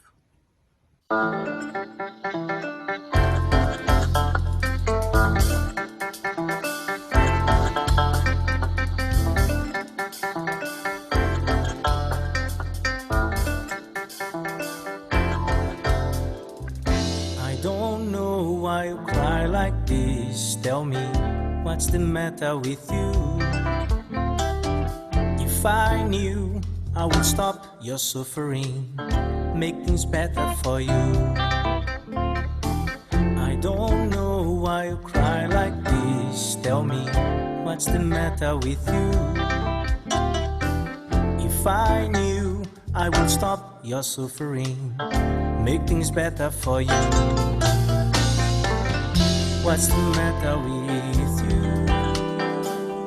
What's the matter with you?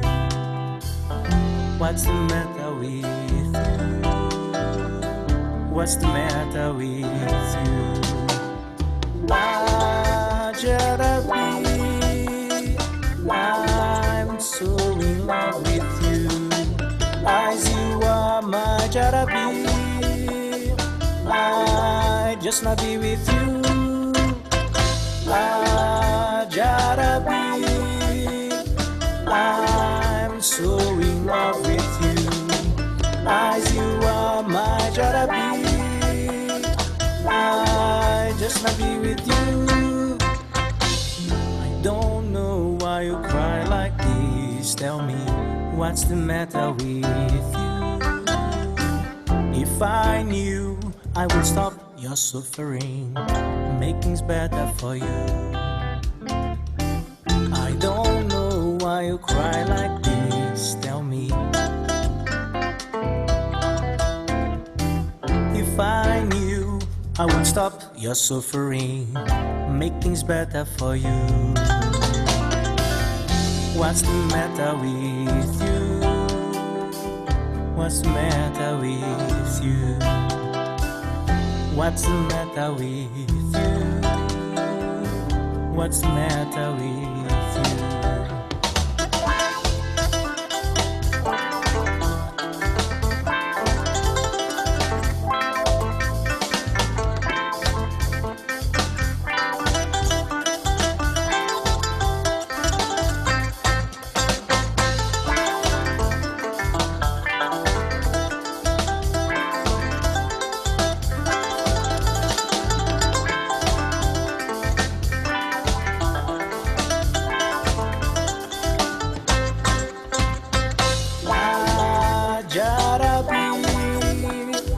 I'm so in love with you. As you are my Jarabi, I just not be with you. Jarabi, I'm so in love with you. As you are my Jarabi, I just not be with you.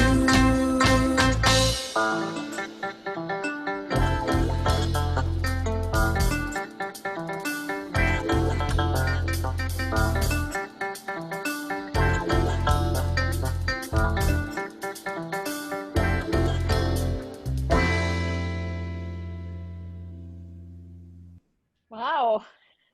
Some of this looks very familiar to me, but your world is so far away from my experience. So I'm hoping you're gonna be able to enlighten us about some of these things of Second Life.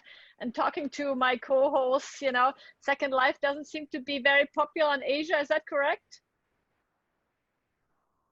Outdoor area. By the way. Yeah, You I've like never.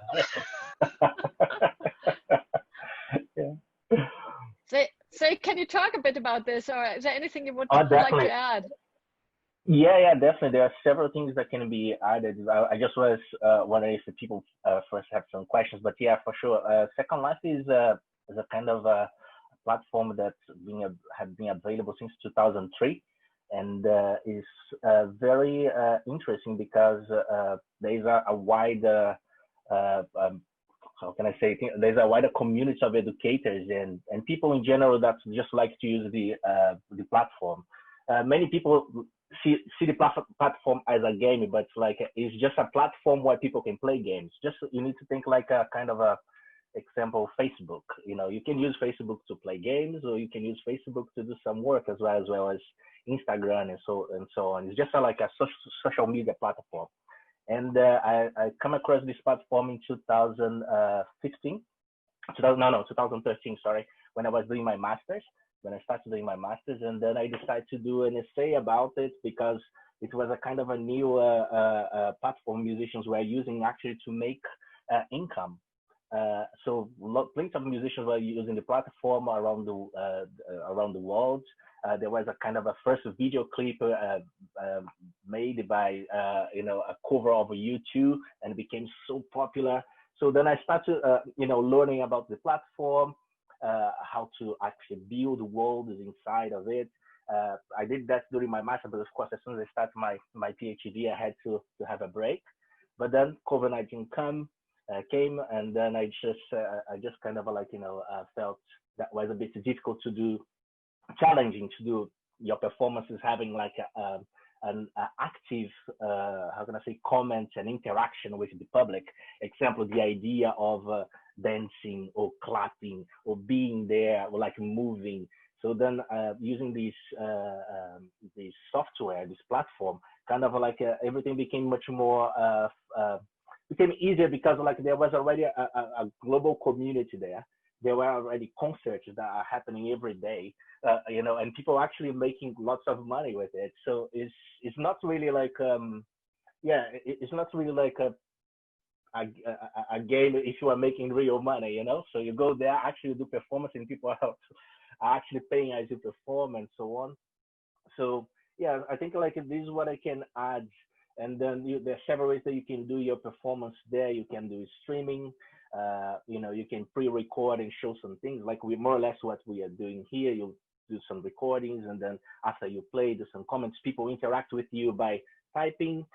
They can use the microphone. They can talk to you as you perform. So it was very engaging, and a little bit different than just playing in front. It's like using Zoom or Skype or anything like this, where your instrument gets like, people cannot see everything. So you kind of like give you like at least a sense, an idea of being there, So that's why I decided to use this platform.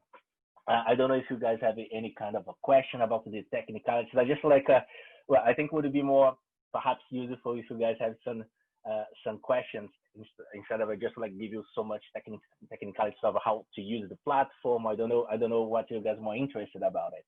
The performance aspect, the how to use the platform, or how many people are there, how much do you get paid for performance sometimes, or I don't know. I think Dawn just shared a comment on the chat function. Okay, sorry. Let me see here.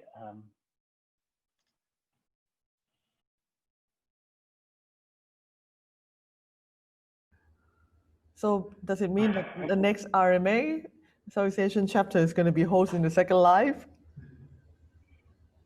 Sure. Well, I was like one of the things that I was really looking for is to do some collaboration with other musicians.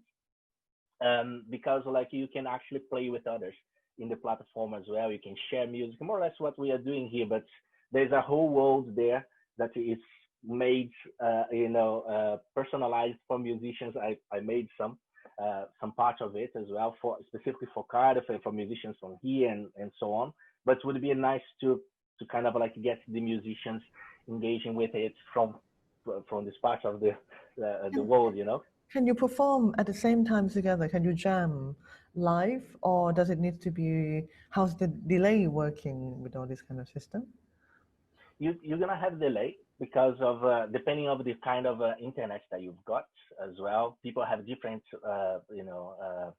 bandwidth, and this affects the experience. But like one thing is for sure, there are several ways in which you can kind of minimize this delay, and like make the experience give the sense that you are doing together with others. It's definitely like less delay than used on other platforms, like example I don't know, Skype or something like this. When you try to perform, you have less delay with it. And there are several ways that you can do as well, like example with streaming.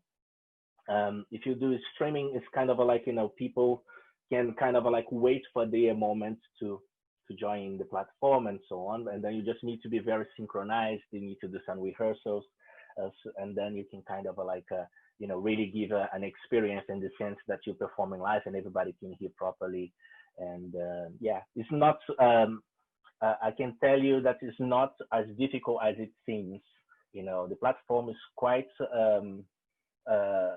self-explaining, self-explanatory. So you kind of like, you use the platform, you can just, you understand what you need to do. But of course, it's easy. I recommend people to get some inductions.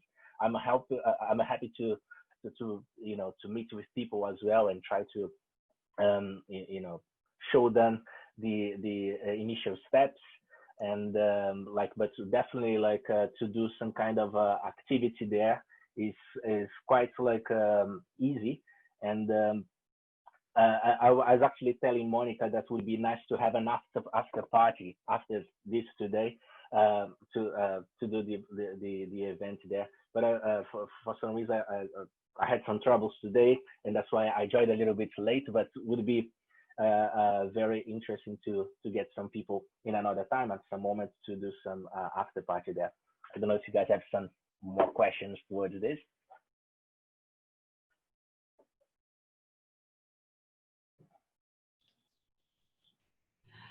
I think in the interest of time, perhaps we should go on to the breakout groups.